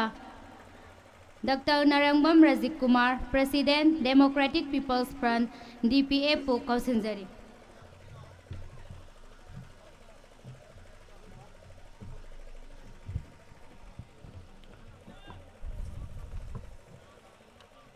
Nasi ahum suba Phundrai Sabal Trophy asigi final match state level 9-a-side open football tournament 26 ki अखोगी फुंड्रई साबल youth development club ने सिंबीदुना पांगथोक चरीबा सुमलाबा program असगी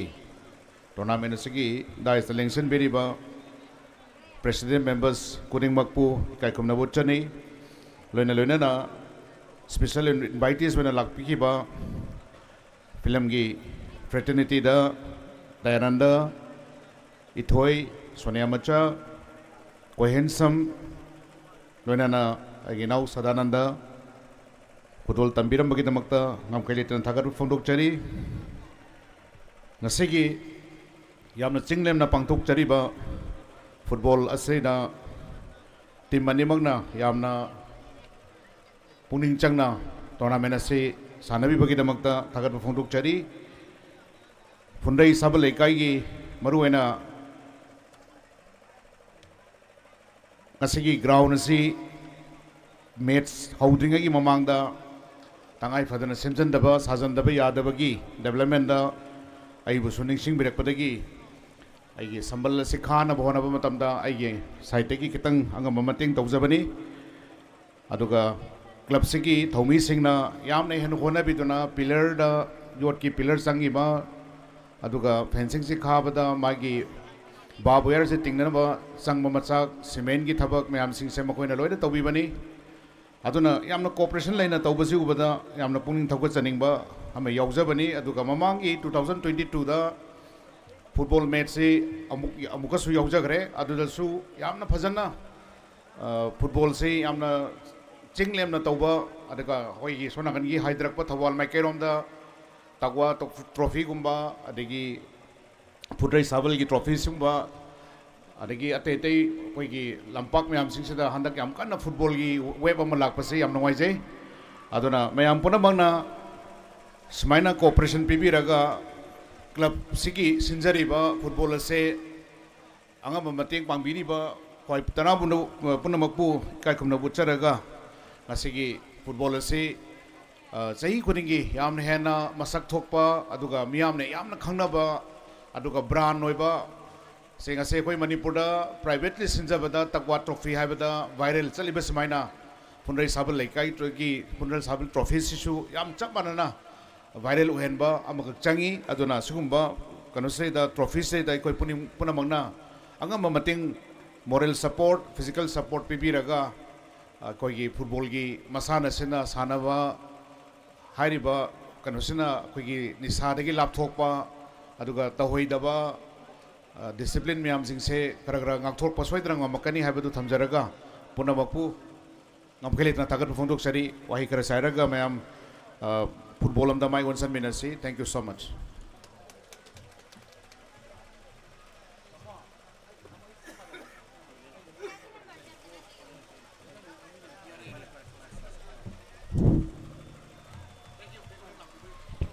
karigumba khara mayamgi mafamda ningsingjage ngasigi match asida lengbirakliba phampak thaki mioi singna mateng tawbiramba sing amuktang ningsingjage ahanbada yumnam nanau proprietor YN construction na lupa lising ahum mateng tawbirame ani subada Sri Okram Rohen singna lupa lising mga narangbam binoy singna lupa lising mga mateng tawbirame masita sunatana Dr. Ngangbam Debakarna lupa lising mga mateng tawbirame matangda El Pratap lupa lising mga T Somorjit na lupa lising mga amade engke ibo sanana so lupa lising anigi mateng tawbirame masita sunatana El Dipena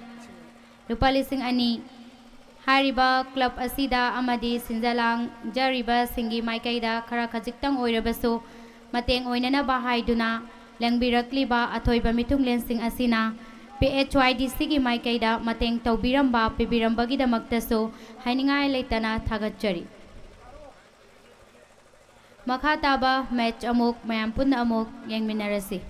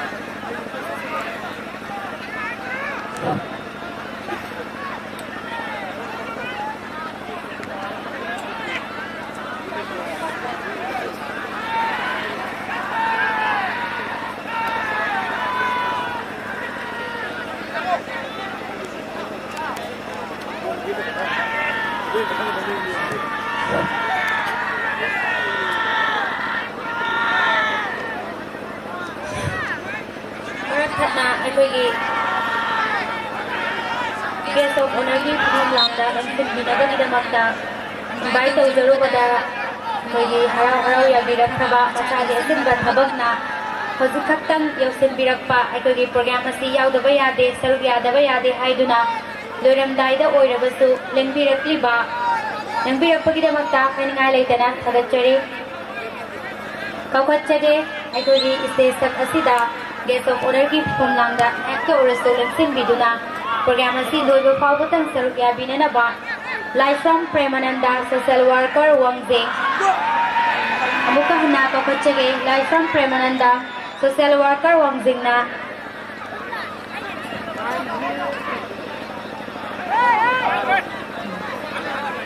engka prekna bagidamata insinjari amadi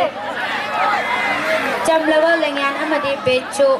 Laisram Premananda da khudol tawbinana bagidamak organizer shinge maikai da ninsinjari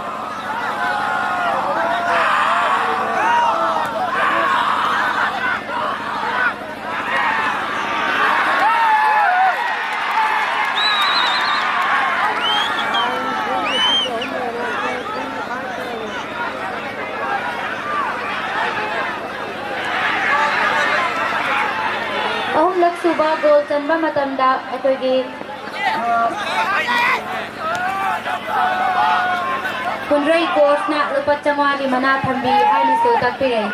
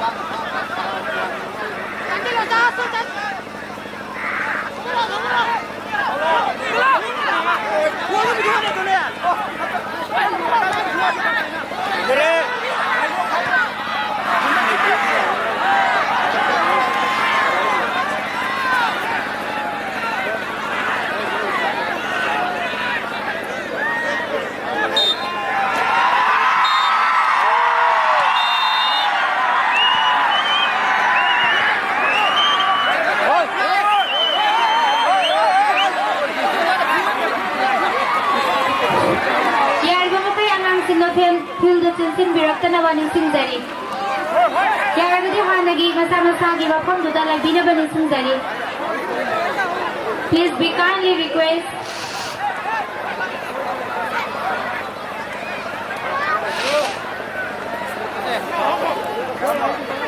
Aikugi Laisong Premanandana su masigi aroiba football match asigi damat mateng oinana wahaiduna lupa lising mga ni mateng pangbirami. Yaragadi angang singna film media samsin birapa asitaw ida na bahat na daling singgay.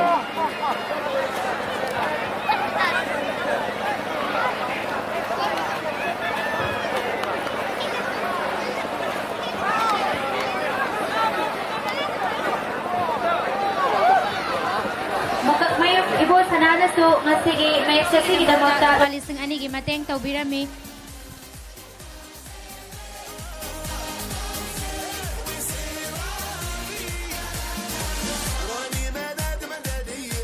ꯑꯗꯨꯗꯤ ꯑꯉꯥꯡꯁꯤꯡꯅ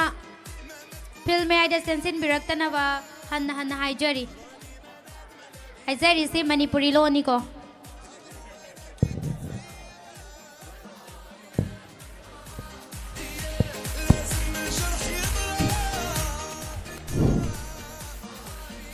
match ꯑꯁꯤ ꯂꯣꯏꯁꯤꯟꯈ꯭ꯔꯕꯅꯤꯅ ꯑꯩꯈꯣꯏꯒꯤ ꯃꯀꯣꯛ ꯃꯊꯪ ꯇꯥꯔꯛꯈ꯭ꯔꯕ ꯇꯣꯉꯥꯟ ꯇꯣꯉꯥꯟꯕ ꯄ꯭ꯂꯦꯌꯔꯁꯤꯡꯒꯤꯗꯃꯛꯇ prize distribution ꯑꯗꯨ ꯄꯤꯅꯅꯕꯒꯤ ꯇꯥꯟꯖꯥ ꯑꯗꯨ ꯂꯧꯖꯒꯦ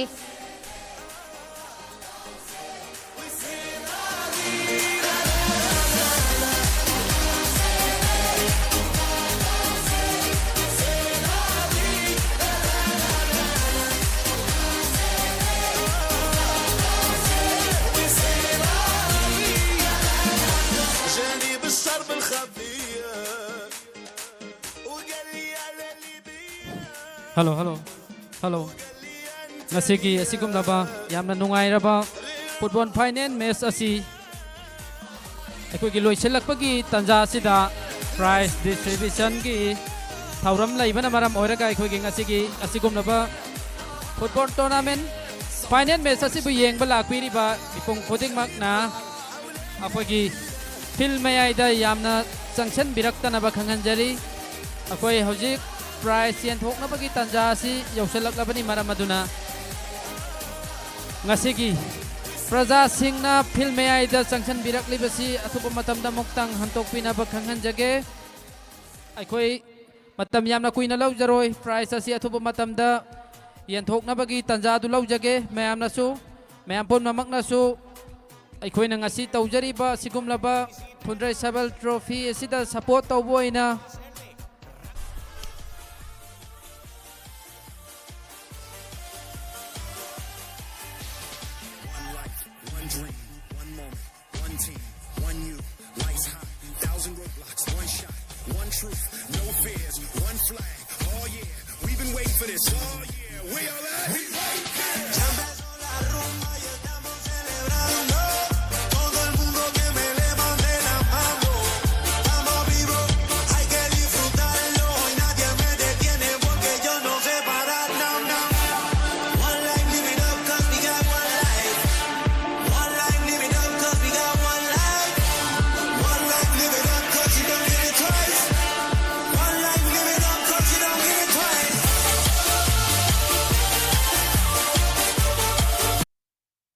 ꯀꯔꯤꯒꯨꯝꯕ ꯑꯝꯇ ꯈꯪꯍꯟꯖꯒꯦ ꯉꯁꯤꯒꯤ ꯕꯣꯜ ꯐꯥꯏꯅꯦꯜ ꯃꯦꯠꯆ ꯑꯁꯤꯗ ꯀꯅꯥꯒꯨꯝꯕꯒꯤ ꯐꯣꯜ ꯑꯃ ꯈꯨꯜꯂꯦ ꯅꯣꯠ 9 ꯄ꯭ꯔꯣ ꯃꯥꯜꯂꯦ ꯕ꯭ꯂꯨꯒꯤꯅꯦ ꯇꯥꯍꯧꯕ ꯌꯥꯎꯔꯒꯗꯤ ꯑꯣꯐꯤꯁꯤꯌꯦꯜꯗꯒꯤ ꯃꯇꯤꯛ ꯆꯥꯕ ꯄꯔꯃꯥꯟ ꯄꯤꯔꯒ ꯂꯧꯕꯤꯅꯕ ꯍꯥꯏꯅ ꯈꯪꯍꯟꯖꯔꯤ ꯅꯣꯠ 9 ꯄ꯭ꯔꯣ ꯑꯃ ꯑꯣꯐꯤꯁꯤꯌꯦꯜꯗ ꯂꯩꯔꯦ ꯌꯥꯔꯒꯗꯤ ꯃꯄꯨꯗꯨꯅ ꯃꯇꯤꯛ ꯆꯥꯕ ꯄꯔꯃꯥꯟ ꯄꯤꯔꯒ ꯂꯧꯕꯤꯅꯕ ꯍꯥꯏꯅ ꯈꯪꯍꯟꯖꯔꯤ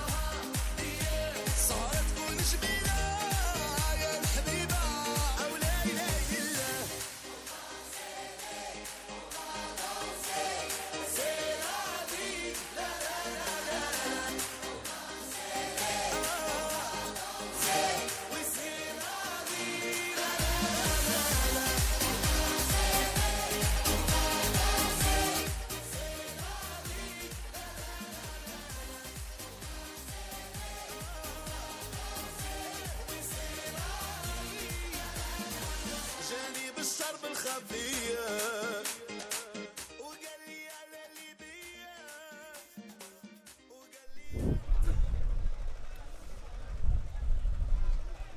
ꯈꯪꯍꯟꯖꯕ ꯑꯃꯅ ꯉꯁꯤꯒꯤ ꯊꯧꯔꯝ ꯑꯁꯤꯒꯤ ꯄ꯭ꯔꯦꯁꯤꯗꯦꯟ ꯑꯣꯏꯅ ꯁꯔꯨꯛ ꯌꯥꯕꯤꯔꯤꯕ ꯁꯣꯏꯕꯝ ꯀꯨꯂꯕꯤꯗꯨ ꯁꯤꯡ ꯖꯤꯂꯥ ꯄꯔꯤꯁꯠ ꯂꯉꯥꯊꯦꯜ ꯒ꯭ꯔꯥꯝ ꯄꯟꯆꯥꯌꯠ ꯍꯥꯏꯔꯤꯕ ꯃꯤꯁꯛ ꯑꯁꯤꯅ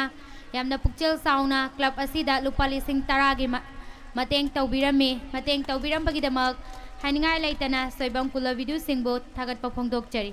ꯃꯁꯤꯇꯁꯨ ꯅꯠꯇꯅ ꯀ꯭ꯂꯕ ꯑꯁꯤꯒꯤ ꯊꯕꯛ ꯊꯧꯔꯝ ꯀꯌꯥꯗꯁꯨ ꯁꯔꯨꯛ ꯌꯥꯕꯤꯔꯤꯕ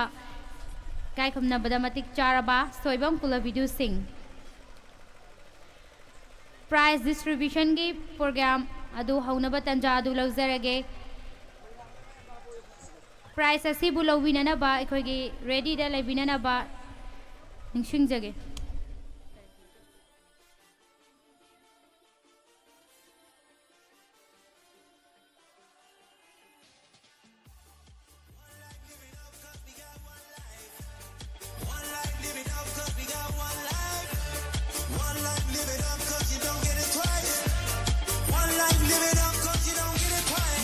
Strength in numbers is a force we can max. We raise our flags and put our pride on our back. We feeling like a champion when we shine our light. We got the power, make the nation correct. One life, live it up, cause you got one life. One life, live it up, cause you got one life. One life, live it up, cause you don't get it twice. One life, live it up, cause you don't get it twice.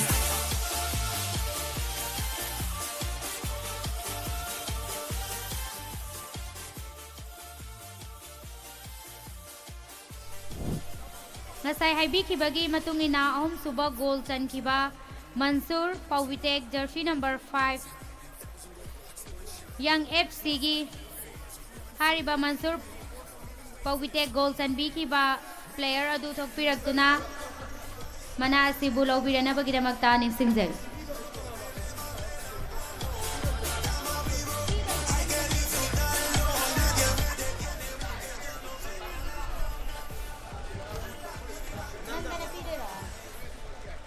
Prize asibu nandana kushin nabina bigidamagta kauthokjari.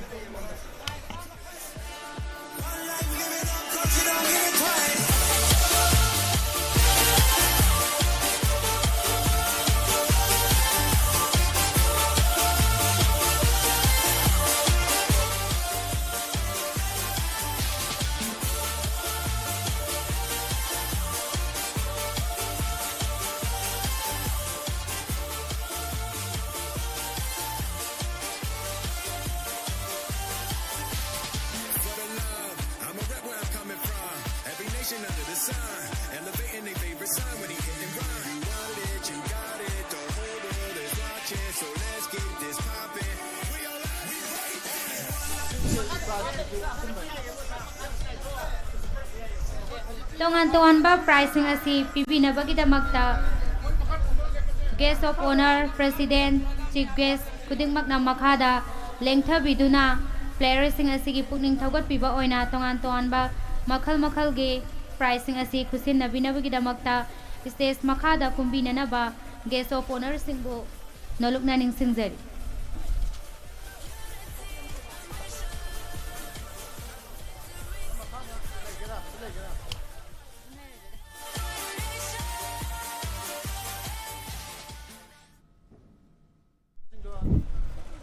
Team Mani Maki Sanaroi players singna Phil Mayaida haibadi prize pifam asom lomda sangsin birakna ba lengshin birakna bagidamagta su nolukna ningsingjari.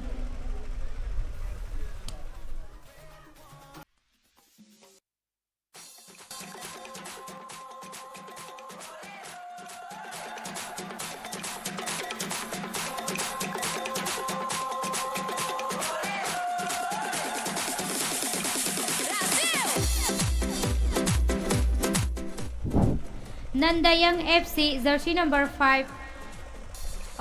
ahom laksuba goal san kibagidamagta Mansur Pauvitek na prize pibinabagidamagta Nandabu kauthokjari.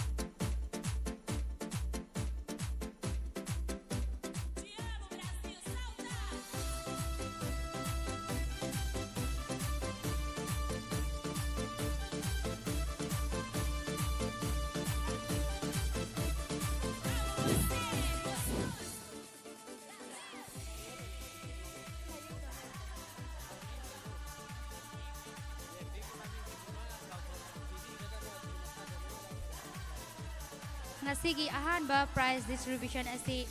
referee singgidamak ahanba prize asi sinazage laubigadaba T Ranjita P.H. Jotin H.S. Robinson E. Debla amadi S. Robinson tongan by state national gi oiba akhoi yamna kari haigani matik charaba haithoi singthoiraba football asigi referee ngaktani akhoi gi mana asibu pibinabagi damakta MD Ramesh Khan secretary Phundrai Saban Youth Development Club ke secretary oina thau pubiriba MD Ramesh Khana hariba referee sing asigi prize asi kusin nabina bagi damakta nolukna kauchinjari lengthok pirakse referee singda T Ranjita P.H. Jotin H.S. Robinson E. Debla amadi S. Robin hariba saknairaba referee sing asina stage tak asida lengkhat pirakna bagi damakta su nolukna kauchinjari yengbiriba khwai khudingmak nasu sanaroi sing amadi ko sing referee sing asigi damak pukning thauna hakot piba thawai happy bo oina ahoba kubak amamong khubina ba ningsingjari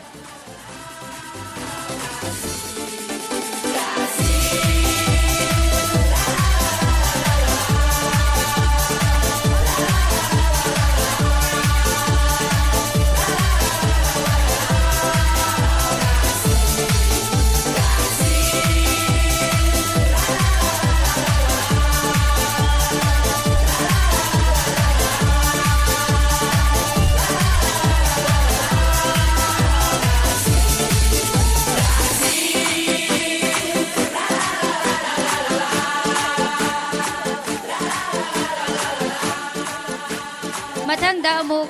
top scorer of the tournament da Afridi Saddam FC prize asibu kusin nabinaba MD Asikan President PSYDC MD Asikana hariba top scorer of the tournament asigi Afridi Saddam FC da kusin nanaba ningsingjari yengbiriba khwai khuding magnasu prayer sing asigi pukning penjanaba thawai yauna sanajanaba ahoba kubak amamong kubinaba hanna ningsingjari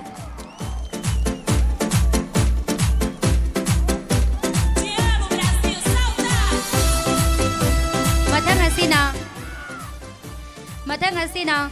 best player of the tournament da Tondang Young FC prize asibu kusin nabinaba P Sohadeva Singna best player of the tournament asibu kusin nanaba nolukna ningsingjari founder signing academy gi founder oina hozik langathenda laiba signing academy gi founder oina su laibiriba Sarasina best player of the tournament Tondang Young FC da kusin nabinaba ningsingjari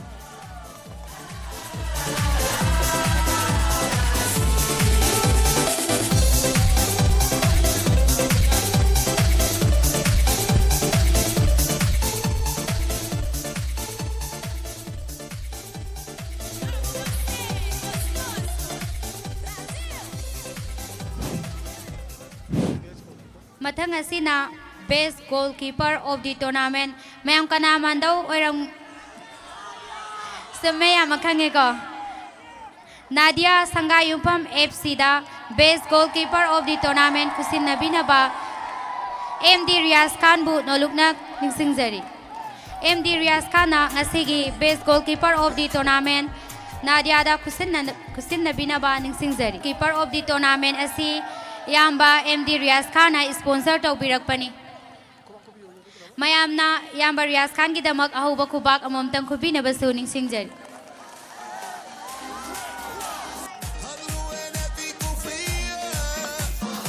mathangi best discipline team of the tournament sibu kanana taramgadau mange mayam guess tawbiro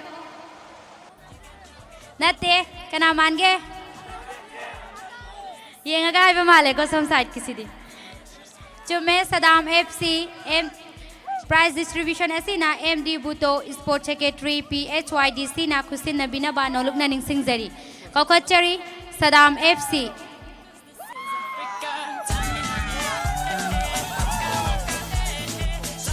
hariba best discipline gi mana asi sponsor tawbirakpana aikoi gi Kombirai school gi secretary MD Mudasirna hariba mana asibu sponsor tawbirakpani ado mahakti achinba thabakna maram oiraga mafam asida ngasigi thorong asi yawa phangdre. This is our motto. Your time to shine, don't wait in line. Y vamos por todo. People are raising their expectations. Go on and feed them. This is your moment, no hesitation. Mathang asina third place and fourth place of the tournament. The third place amadi fourth place of the tournament asigi prize pibina bagidamakta Dr. MD Anas Khan bu ningsingjari ado hariba third and fourth ki mana asibu kana na taramgodau mange yengbiri ba khwaina guest biro Khongjom FC amadi Sadam FC anina ngasigi third place amadi fourth place of the tournament asi tare lengthok piraksi Khongjom FC amadi Sadam FC bu istesak asida nolukna ka khojari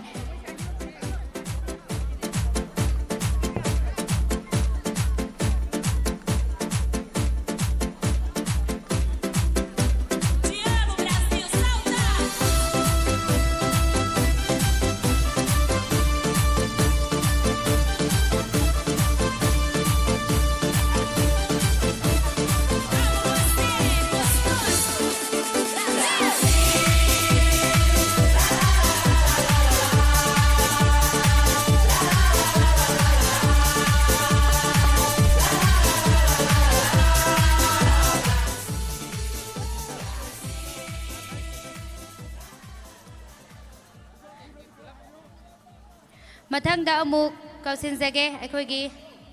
chamlaba medal huknabagidamagta aikoigi runners takiba team adu lengthok piraknabagidamagta nolukna ningsingjari hariba kayagini medal asibu hukpinabagidamagta S Kulabidu Singna hariba runner takraba players sing aduda aikoigi yamna chamlaba medal sing asibu hukpinaba ningsingjari lengthok piraksi aikoigi Young FC runners of takraba sanaroi players singbu mathang sorry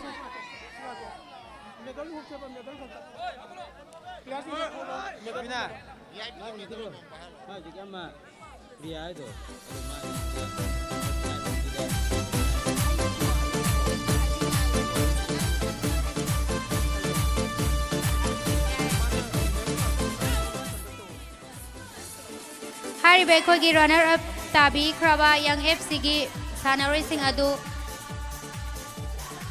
ises mathak asida mathang lengkhat piraknaba nolukna ningsingjari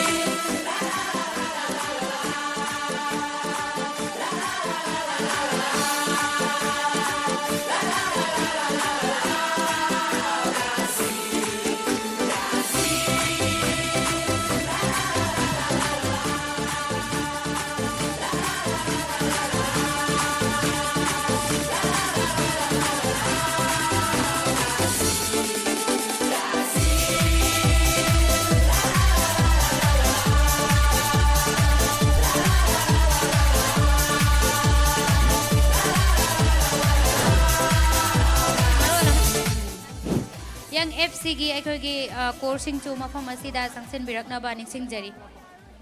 runners up takraba Young FC gi players sing chu yamna lamna sathok pikhidanaba ningsingjari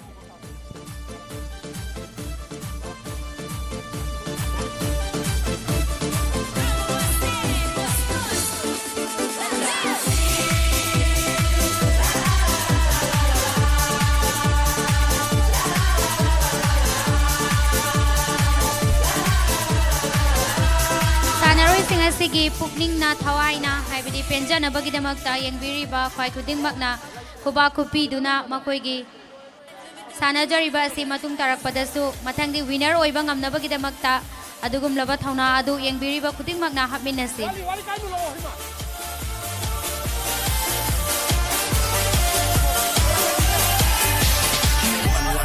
One dream, one moment, one team, one you, lights high, 1,000 roadblocks, one shot, one truth, no fears, one flag. Oh yeah, we've been waiting for this all year. We all at? We right there. Ya empezó la rumba y estamos celebrando. Todo el mundo que me levante la mano. Yang FC gi coach players khudingmak aikogi stage mathak asida lengkhot piraknaba hanna hanna nolukna kausinjeri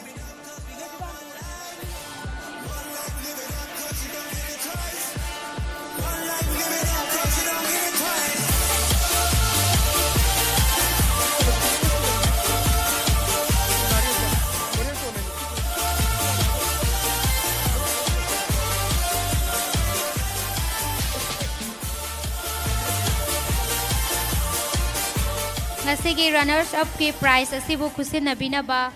president gi phamam langda lengshin bikhiba a school video singna aikogi runners up ki mana asi pipinaba nolukna ningsingjari Young FC gi team captain amadi coach ku lengthok piraknaba ningsingjari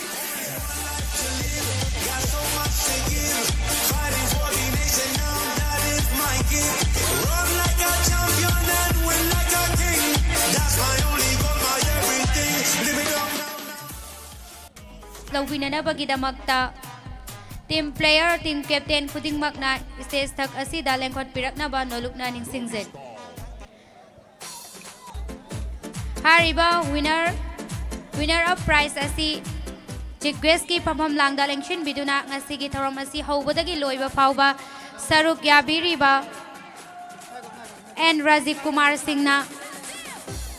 Kusin Nabinaba nolukna ningsingjari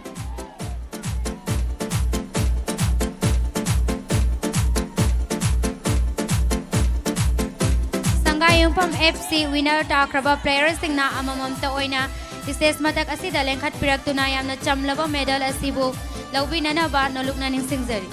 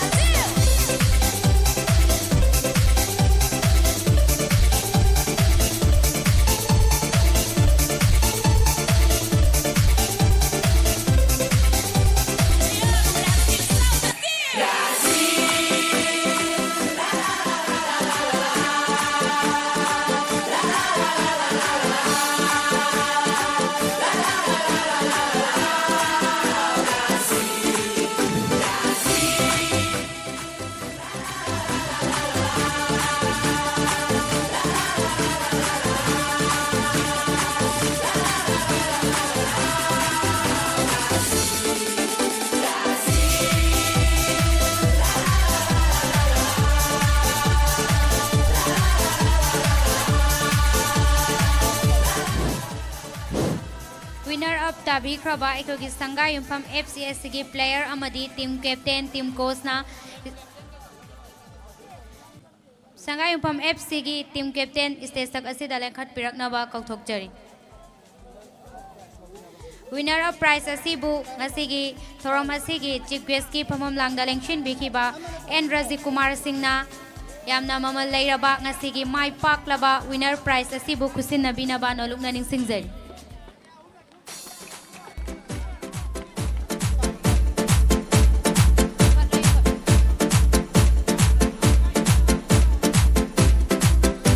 Te amo, Brasil!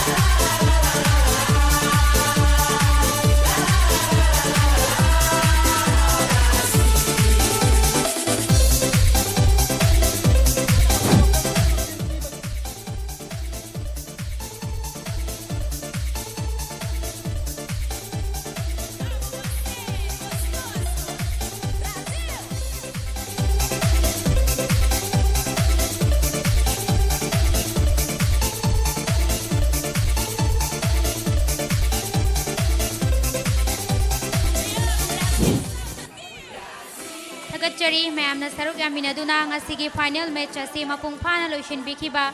ngasi thoram asigi aroiba waroisin warol board of thanks pibinabagidamata MD Asikan President PSYDC na ngasi match asigi aroiba warol matek ama thambinanaba nolukna kausinjari